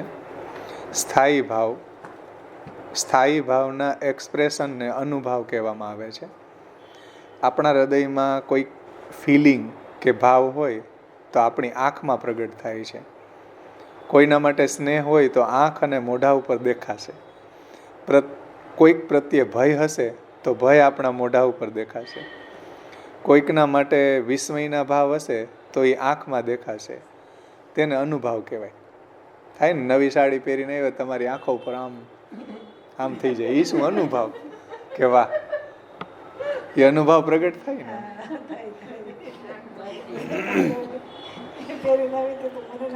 એ આંખમાં દેખાય. તમે અવડા મોટા ડોળા ફાડો પછી. હવે જો, જે ઠાકોરજીની આપણે હવે એપ્લાય કરે છે આપણા એંગલથી, જે ઠાકોરજીની આપણે સેવા કરીએ છીએ તે ઠાકોરજી આલંબન વિભાવ છે. એમાં સ્થાયી ભાવ છે ભક્તિભાવ. બસ આ એક પેરેગ્રાફ કરી લ્યો તો આખો જવાબ આવી જાય હમણાં. વિભાવ, અનુભાવ, સંસારી ભાવ, સ્થાયી ભાવ. એમાં સ્થાયી ભાવ છે ભક્તિભાવ. સેવા એનો અનુભાવ છે. સેવા, પ્રભુ પ્રત્યે આપણને ભક્તિ છે તો આપણે એને એની સેવા કરીને વ્યક્ત કરીએ છીએ. સેવા નથી કરતા એ વ્યક્ત નથી કરતા, અનુભાવ વ્યક્ત નથી કરતા. ભલે, પણ એનો એક બીજો અનુકલ્પ બતાવ્યો છે, કથા ગુણગાનથી વ્યક્ત કરવું છે. અત્યારે એમાં નહીં જાય, અત્યારે સેવાની વાત અહીંયા ચાલી રહી છે. તો એમાં સ્થાયી ભાવ ભક્તિભાવ છે. સેવા એનો અનુભાવ છે. પ્રભુના કીર્તન ગાઈએ કે ઉત્સવની કથાને વાગોડીએ, જેમ જન્માષ્ટમી વખતે પ્રભુની જન્મકથા કે હોળીમાં પ્રભુ હોળી રમ્યા, એ બધો ઉદ્દીપન વિભાવ છે. જન્માષ્ટમીની વધાઈ ગાઈએ, હોળી ખેલની વધાઈ ગાઈએ, એ બધું ધમાર ગાઈએ, તો એ બધો ઉદ્દીપન વિભાવ છે. આપણને ઉદ્દીપન કરે, એ લીલાને આપણે માણી શકીએ, એન્જોય કરી શકીએ, એ ભાવને ઉદ્દીપન કરે છે. પ્રભુની પાછળ રાસ, દાન, ગૌચારણ વગેરે પીછવાઈ લગાવીએ, અથવા તો ખીલોના સાજીએ કે નાટકના રંગમંચ ઉપર પાછળ જંગલનો પડદો લગાવીએ અને કલાકાર ચાલતો હોય તો એમ જ લાગે કે જંગલમાં જઈ રહ્યો છે તેવો અનુભવ થાય, એ બધું ઉદ્દીપન વિભાવ છે. પહેલાં આ રીતના ક્રાફ્ટ લગાડવામાં આવતા, પિક્ચર નહોતા ને ત્યારે. રામાયણનું નાટક ચાલતું છે તો એની પાછળ જંગલનું આખું સીન બનાવવામાં આવતું. હવે તો પિક્ચર આવી ગઈ એટલે નેચરલી જંગલમાં જ ઓલા ટેકડા મારતા હોય, કૂદતા. પણ ત્યારે શું હતું, આ રીતના પિક્ચરનો જે આખો ક્રેઝ નહોતો ને, ત્યારે નાટકની અંદર પીછવાય એવી રીતના પડદાઓ લગાડવામાં આવતા. એનાથી રસ નિષ્પત્તિ થાય કે ભાઈ રામચંદ્રજી ચાલી રહ્યા છે તો વનમાં જ જઈ રહ્યા છે, એવી જ બધાને ફિલિંગ થતી. એમ એ ત્યારની વાત હતી. એટલે નાટ્યશાસ્ત્રમાં એ રીતે વર્ણન કર્યું છે. અત્યારે હવે પિક્ચરો આવી ગયા એટલે હવે એ નેચરલી જ આવી ગયું, સિનેરી બધી. આપણી સેવાના આ પ્રકારને જોઈએ. શું? હા,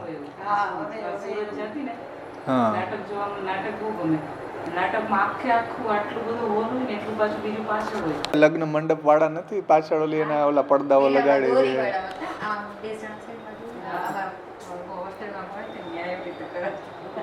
પણ એ બધું નાટ્યશાસ્ત્રની જ, આ રસશાસ્ત્રની જ વાત છે. એટલે આપણી સેવાના આ પ્રકારને જોઈએ.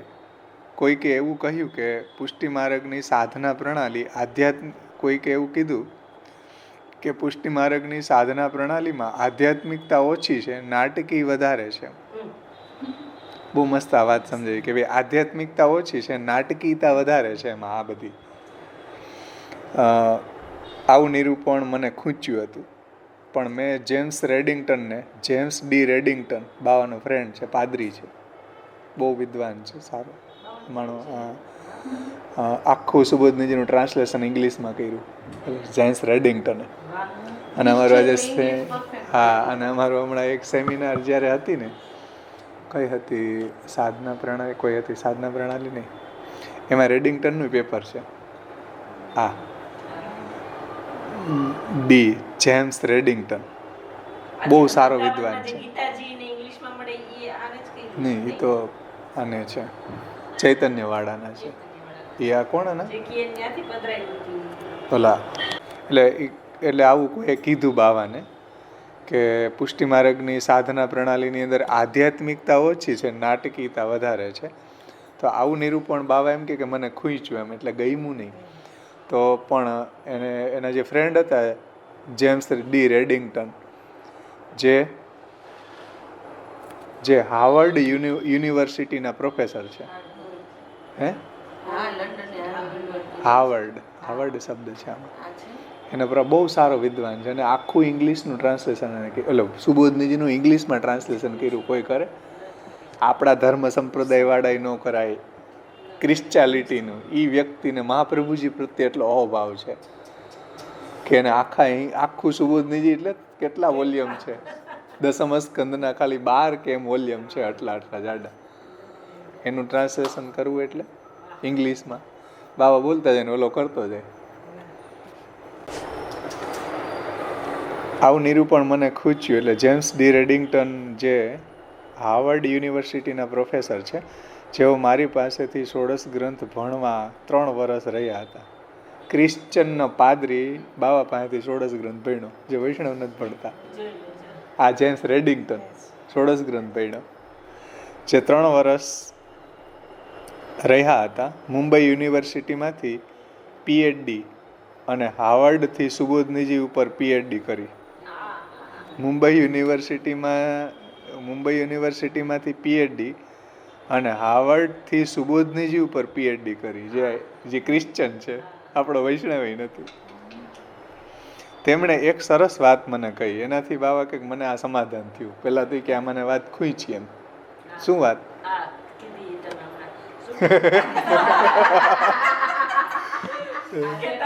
હા, તમારા પુષ્ટિ માર્ગની સાધના પ્રણાલીની અંદર આધ્યાત્મિકતા ઓછી છે, નાટકીયતા વધારે છે. તો એ કે મને ખૂટતું હતું, પછી કે રેડિંગ્ટને આ વાત મને સમજાવી.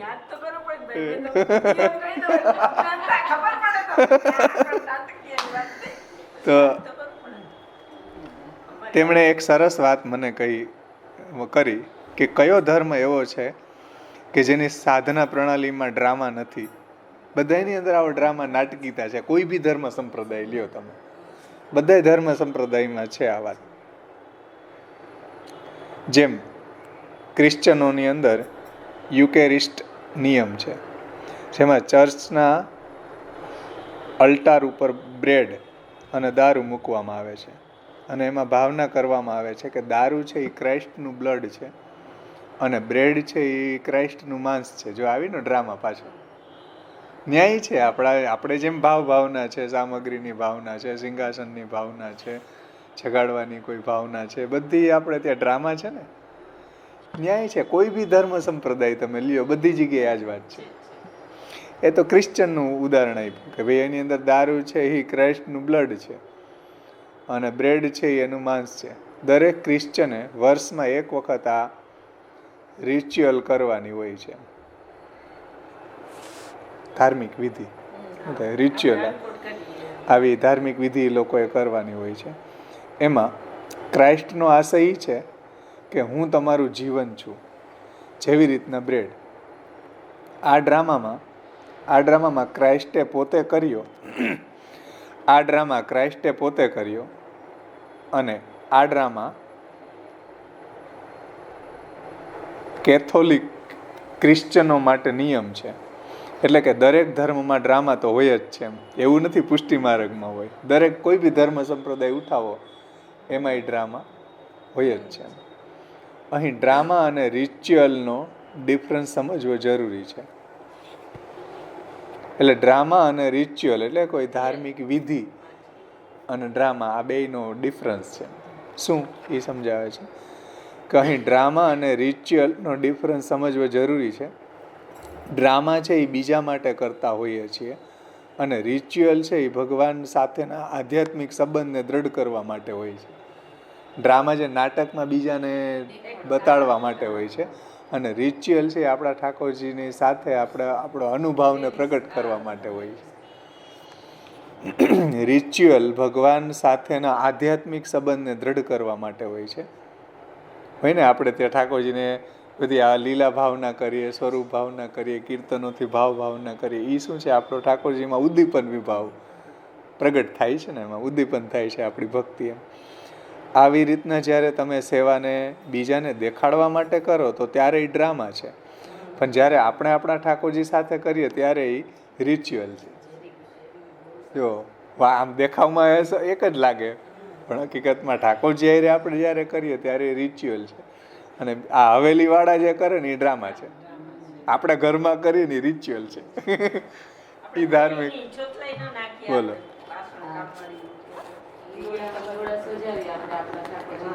હા, તો એ રિચ્યુઅલ છે ને. બધી લીલા ભાવના કરીએ આપણા ઠાકોરજી સાથે. આ હોળી ખેલની અંદર ઠાકોરજી અબીલ ગુલાલ સજાવીએ ને. દાણ હમણાં ગયા તો દહીં એવા અલગ અલગ પ્રકારના ધરીએ. તો આ આપણા ઠાકોરજી અરે કોઈ ડ્રામા થોડો છે, આપણું રિચ્યુઅલ છે, ડ્રામા નથી. એમ જ્યારે આપણે આપણા ઠાકોરજી સાથે કરીએ ત્યારે એ પ્લેફુલ, એટલે રમત, એટલે રિચ્યુઅલ થઈ ગયું. લગ્ન વિધિમાં સોપારી મૂકીને કહીએ છીએ કે આ ગણપતિ છે, ગણપતે નમઃ. સોપારીમાં ગણપતિજી માનીને નમન કરવું એ ડ્રામા તો છે ને. જો લગ્ન જેવી લગ્નમાં કેટલા ડ્રામા આવે છે. એવી સોપારીની અંદર ગણપતિનું સ્થાપન કરવામાં આવે ને પછી એને વંદન કરીએ બધા. હા, વસ્ત્ર સમર્પીએ, નૈવેદ્ય સમર્પીએ. તો સોપારી મૂકીને કહીએ કે આ ગણપતિ છે. એ ડ્રામા તો છે ને. એમ આમાં કોઈને બતાવવા માટે નથી, આમાં કોઈને બતાવવા માટે નથી કરતા, પણ વિધિમાં ગણપતિજી સાથેનું ઇન્વોલ્વમેન્ટ બતાવી રહ્યા છે. ગણપતિજી સાથેનું ઇન્વોલ્વમેન્ટ છે જે. હા, તો આમાં ડ્રામા નથી. જો કોઈને બતાડવા માટે નથી કરતા, વિધિની અંતર્ગત આવતું આ એના પ્રત્યેનું ઇન્વોલ્વમેન્ટ છે. સમજો કેટલી મસ્ત વાત સમજાવી કે વિધિમાં ગણપતિજી સાથેનું ઇન્વોલ્વમેન્ટ બતાવી રહ્યા છીએ. લગ્નની આખી વિધિ ડ્રામા જ છે ને. બીજા માટે કરતા હોય તો એ ફ્રોડ છે. બીજા માટે કરતા હોય, દેખાડવા માટે કરતા હોય તો ફ્રોડ છે. આપણી સેવા આપણા સેવ્ય સાથે જોડવા માટે છે, એ ફ્રોડ નથી, એ પ્રેમ છે. પ્રેમનો ઇઝહાર છે, ભક્તિ છે. હવેલીમાં બીજાને બતાડવા માટે કરતા હોય તો ફ્રોડ છે, કે તમાશા દેખ, પૈસા ફેંક ને તમાશા દેખ. આપણી સેવા આપણા સેવ્ય માટે જોડવા, આપણી સેવા આપણા સેવ્ય સાથે જોડાવા માટે છે. પ્રભુ જે આપણો આલંબન વિભાવ છે, એના પ્રત્યે આપણો જે ભાવ છે એના પ્રત્યેનો આપણો અનુભાવ સેવા છે. જે ફિલિંગ આપણને જેના માટે હોય તે જ્યારે આપણે એક્સપ્રેસ કરીએ તો મનમાં હળવાશ આવે છે, આનંદ આવે છે. એવી જ રીતના પ્રભુ માટે આપણને વહાલ આવતું હોય અને આપણે એને એક્સપ્રેશન ન કરીએ તો એ ડિપ્રેશન આવવું, તો આપણને ડિપ્રેશન આવવું જોઈએ. સમજો, વહાલ આવતું હોય ને આપણે એને એક્સપ્રેશન ન કર્યું, એને બહાર એને પ્રગટ ન કરીએ તો ડિપ્રેશન આવવું જોઈએ. આપણા ભક્તિભાવના અનુભવ માટે કોઈ એવી જગ્યા હોવી જોઈએ કે જે આપણા ઘરમાં આપણું મંદિર, કે જેમ આપણા ઘરમાં આપણું મંદિર છે, ઠાકોરજીને બિરાજવાનું સ્થાન છે. ઉપર સમજાવ્યું એ પ્રમાણે પ્રભુ આલંબન વિભાવ છે, ઉત્સવોની કથા ઉદ્દીપન વિભાવ છે. જે સેવા વખતે ક્યારેક ઉમળકો કે થકાન, આનંદ વગેરે થવો એ બધા સંચારી ભાવો છે. કે સેવા વખતે ક્યારેક આપણને ઉમળકો થઈ જાય, ક્યારેક થકાન આવે, ક્યારેક નીચે બેસી જાય આપણો ભાવ, કે ક્યારેક ઉદ્વેગ થઈ જાય, ઉદાસીનતા થઈ જાય, ક્યારેક આનંદ આવી જાય. આ બધા સંચારી ભાવો છે. એમ સંચરણ થયા કરે. ક્યારેક અસંભાવના થઈ જાય, ક્યારેક વિપરીત ભાવના છે, હું જ ભક્ત ને મારા ઉપર જ આવું કેમ થયું. આ સંચારી ભાવ બધા એવા થાય ને. આપણને ભલે આમ બોલીએ નહીં પણ અંદર અંદર થતા હોય કે આપણે પ્રભુની ભક્તિ કરીએ, આપણે કાંઈ ન કરીએ તોય આપણી ઉપર આવું થાય, તોય હું બીમાર થાવ વગેરે વગેરે ઘણું બધું થતું હોય. આ બધા ફિલિંગના વિષય છે. આ બધા સંચારી ભાવો. છતાંય પાછા જગાડીએ તો ખરે સવારે ઠાકોરજીને. તો એ પાછું આપણને એવું નથી થતું કે સેવા છોડી દઈએ. જો તો પછી રસાભાસ થઈ જાય. તો સ્થાયી ભાવ છે એ આ ભક્તિભાવ ન રહ્યો. જેમ તલાક થઈ જાય, અબોલા લીધા, એવા અબોલા લઈ લીધા તો તલાક જ કરી દીધા. તલાક થઈ જાય તો પછી રસાભાસ થઈ ગયો ને. તો પછી સ્થાયી ભાવ, શ્રૃંગાર ભાવ ન રહ્યો. પછી કરુણ ભાવ પ્રગટ થાય, કાં રોષ ભાવ પ્રગટ થાય. જો કોટ થાય તો આપસમાં રોષ ભાવ, રૌદ્ર રસ પ્રગટ થાય. તો શ્રૃંગાર રસ ન રહ્યો. કહેવાનું તાત્પર્ય એ છે કે ભગવત સેવાની અંદર આવો આપણને, ભલે સ્થાયી ભાવ આપણો ભક્તિનો છે, પણ ક્યારેક આપણા ઠાકોરજી પ્રત્યે એવું મનમાં દોષારોપણ કે વગેરે વગેરે આવી જતું હોય તો એ બધા સંચારી ભાવો છે. થાય એવું ભાઈ, જીવ માત્ર છે, જીવ ભૂલ ન કરે તો કોણ કરે? જીવા સ્વભાવ તો દુષ્ટા. પણ ક્યારેક પ્રભુનું આપણે શાસ્ત્ર વાંચીએ ને પાછું એમ થાય કે ઓહ, આ તો પ્રભુએ બહુ કૃપા કરી કે આવું થયું મારા જીવનમાં, સારું. હા, સ્થિર ન રહે. હા, તો પછી તો પછી ભક્તિભાવ ઘટી જાય કે રસાભાસ થઈ જાય કે સંસાર આસક્તિ આપણી વધી જાય. એ હકીકત છે. એમ સંચારી ભાવ પછી ટકી ન શકે. એમ પાછું આપણે પ્રભુનું મહાત્મ્ય સાંભળીએ, લીલા ગાન કરીએ, કીર્તન, પાછો આપણો પ્રેમ વધી જાય. એ છે. તો આવા સંચારી ભાવો હરેકના જીવનમાં આવતા રહે. એમ શરૂઆતમાં તો બહુ આવે આપણા જીવનમાં, એવું થાય તો થાય. હવે એટલે તો મહાપ્રભુજી વિવેક લઈ ધૈર્યાશ્રય લખ્યું કે ભાઈ 84-252 જીવનમાં કંઈક થયું છે એવું, એવા અજુગતા પ્રસંગ બની ગયા, દુઃખ આવ્યું તો ટેકલ કરવું. વિવેકસ્તુ હરિ સર્વમ નિજેચ્છા કરી છે, તે ધૈર્ય રાખવું. આપણે કંઈ બ્રહ્મ સંબંધ લઈ લીધું, સેવા કરવા માંડી ગઈ એટલે દુઃખ નહીં આવે એવું કોઈ મહાપ્રભુજીએ આપણને ગેરંટી નથી આપી. આવશે, દુઃખય આવશે ને બધુંય આવશે આપણા જીવનમાં. ઝઘડાય આવશે, પ્રેમય આવશે, દુઃખય આવશે, બીમારી આવશે, બધુંય આવશે. આ બધું સાયકલ છે આપણા જીવનનું, ચાલુ જ રહે. દેહ છે ભાઈ, બીમાર થાય છે ને, દેહ હોય તો કંઈક તો થવાનું ને અમુક ઉંમરે. પછી એમ કહો આપણને આવું કેમ થયું આપણા જીવનમાં? પછી આપણને કોઈ ન મળે સમજ્યા ત્યારે ઠાકોરજી જ દેખાય. દોસારનો ટોપલો ઢોરવા માટે કોણ દેખાય? જે સર્વસમર્થ હોય એને કારણે જ આ બધું થયું. નાખો એની ઉપર. તો એ બધા સંચારી ભાવ આપણા જીવનમાં. એ બધા સંચારી ભાવો છે આપણા જીવનના. પણ એ છતાંય જો આપણી સેવા ચાલુ રહે તો સમજી લેવાનું કે આપણી ભક્તિ દ્રઢ થાય. પછી ક્યારેક આપણને એવું શાસ્ત્ર દ્વારા મહાપ્રભુજીના ગ્રંથોથી સમજમાં આવે કે પછી આપણને પશ્ચાતાપ થાય કે મેં ભગવાન ઉપર ખોટું દોષારોપણ કર્યું. એમ રિઝલ્ટ આવે ને તો એ સમજાય આપણને કે પ્રભુએ ખરેખર મારું હિત જ કર્યું. એમ કંઈક મારું કલ્યાણ હતું આમાં, પણ મારી એ જીવ બુદ્ધિથી હું ન સમજી શક્યો. એમ તો આપણે પાછા પ્રભુને સરેન્ડર થાય કે ક્ષમા યાચના કરીએ તો એ બધી ત્યારે ન સમજાય. તો ત્યારે એ સંચારી ભાવ છે. ભલે આપણે ત્યારે આપણને એ સંચારી ભાવ રહે એવો, તો થોડુંક સ્થાયી ભાવથી ઓપોઝિટ ભાવ હોય સંચારી ભાવ. જેમ માન વગેરે, તમે પતિ પત્ની વચ્ચે માન થાય તો એ થોડોક તમારા માધુર્ય ભાવમાં થોડું એ ઓપોઝિટ જતો ભાવ છે, પણ એ પાછો થોડોક રંગ લઈ આવવા માટે. એમાં એવા સંચારી ભાવો જીવનમાં આવતા રહે, પણ ફરી પાછો આપણને થોડો રોચકતા વધારી દેતા હોય છે. જેમાં શેઠ પુરુષોત્તમ દાસની વાત કરીને પછી એને નાક ઘસીને માફી માંગી ઠાકોરજી સામે કે ભાઈ ભૂલ થઈ ગઈ. પાછો પ્રેમ એનો વધી ગયો. આમાં જો વાર્તામાં આવે કે ભાઈ ઠાકોરજીએ કીધું કે સેવક હું કે તું, ત્યારે એને સમજાઈ ગયું બધું કે હા સાચી વાત છે ઠાકોરજીની. પછી એને માફી માંગી પ્રભુ પાસે, દીનતાપૂર્વક ઠાકોરજી સામે પેશ થયા. તો પછી ઠાકોરજી પાસે પ્રસન્ન થઈ ગયા. કંઈ થોડું એના રસાભાસ નથી થયો. રસાભાસ એટલા પૂરતો થયો કે એને સમજાવવા માટે. એટલે આવા ઘણા બધા પ્રસંગો છે. પાછું ટેકલ થઈ ગયું, પાછા ઠાકોરજી થોડાક દિવસ પછી પાછા સાનુભાવ જતા મંડી ગયા. પણ આપણને એ પ્રેરણા મળે કે આવો રસાભાસ આપણી સેવામાં ન થવો જોઈએ, કે આવું દોષારોપણ આપણે આપણા પ્રભુ ઉપર ન કરવું જોઈએ. એ સમજાવવા માટે તો વાર્તા પ્રસંગો છે કે આપણને સમજાવે કે ભાઈ આવો ભોક્તૃ ભાવ પ્રગટ ન કરો, કે આવો શક્ય ભાવ હજી જ્યાં સુધી પ્રભુએ આપણને એવું દાન નથી કર્યું ત્યાં સુધી પ્રગટ ન કરવો જોઈએ. ડિસિપ્લિનમાં રહેવું જોઈએ. જેમ પરમાનંદ દાસજીને મહાપ્રભુજીએ કહી દીધું ભાઈ કોની અખેલવે કી બાની ऐसे મત કહો, ભલી અખેલવે કી બાની કહોવાનું. એટલે આ બધા પાસાનો વિચાર કરવો જોઈએ. મહાપ્રભુજીએ જે રીતે આપણને સમજાવ્યું, પણ આ બધું છે એ આપણને કોઈ સમજવા જાવ કે આને કોઈ ગ્રંથ ન મળે.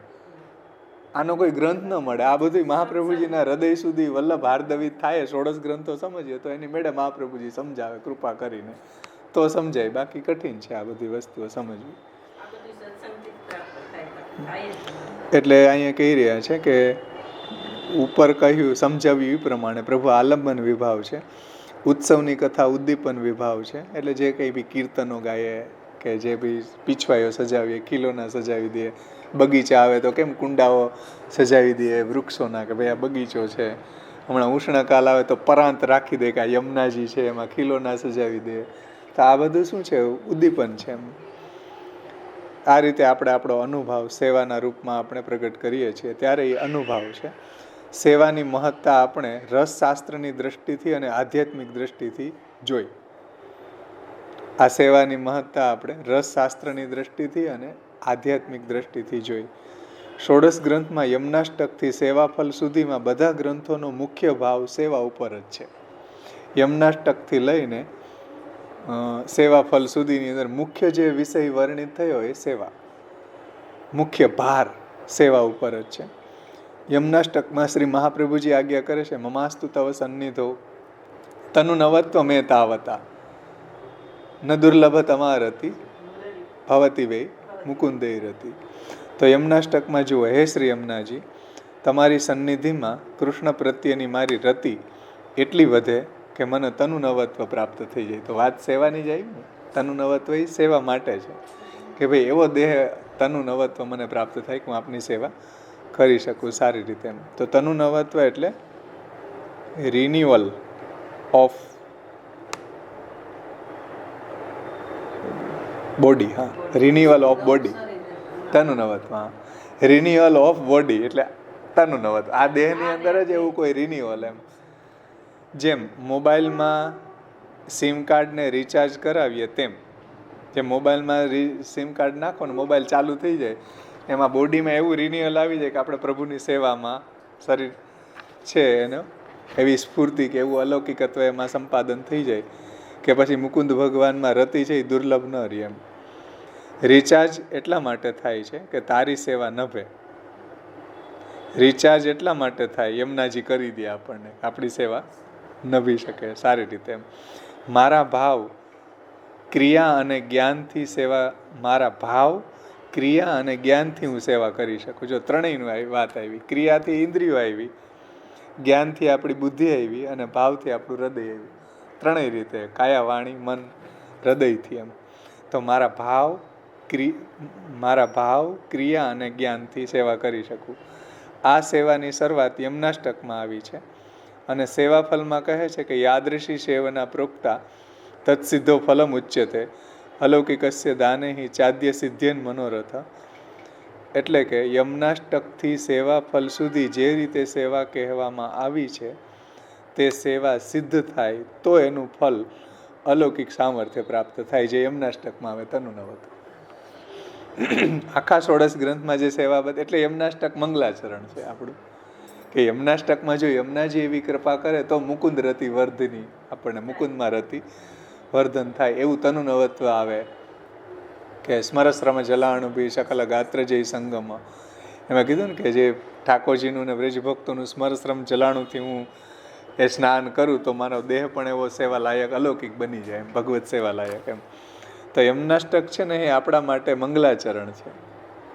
એટલે જ તો યમનાષ્ટકથી સેવા ફલ સુધી જે રીતે સેવા કહેવામાં આવી છે એવી સેવા સિદ્ધ થાય તો તેનું ફલ અલૌકિક સામર્થ્ય, સેવા ઉપયોગી દેહો, વૈકુંઠ આદિ શું કહ્યું છે. એટલે સેવાનું ફલ સેવા જ છે.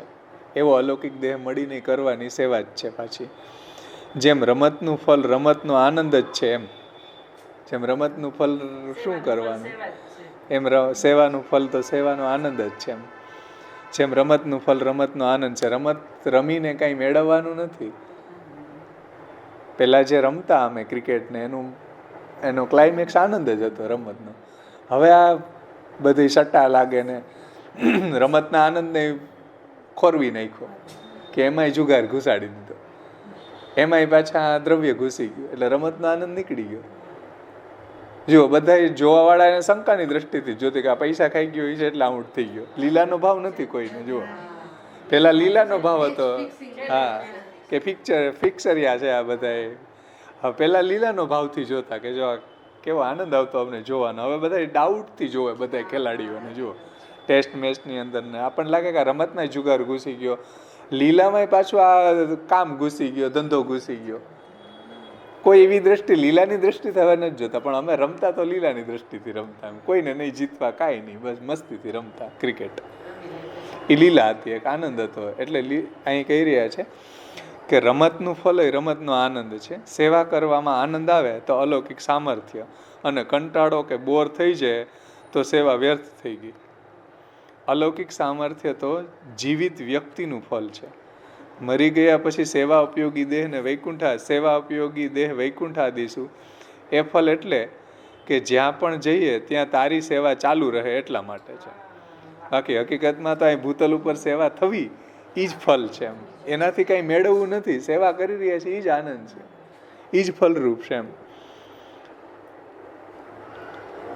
અને ફલ એટલે કે જ્યાં અમે જઈએ અને સેવા ઉપયોગી દેહ પણ દેહાંતરે મળતું ફલ છે, તો ત્યાંય અમે સેવા કરશું.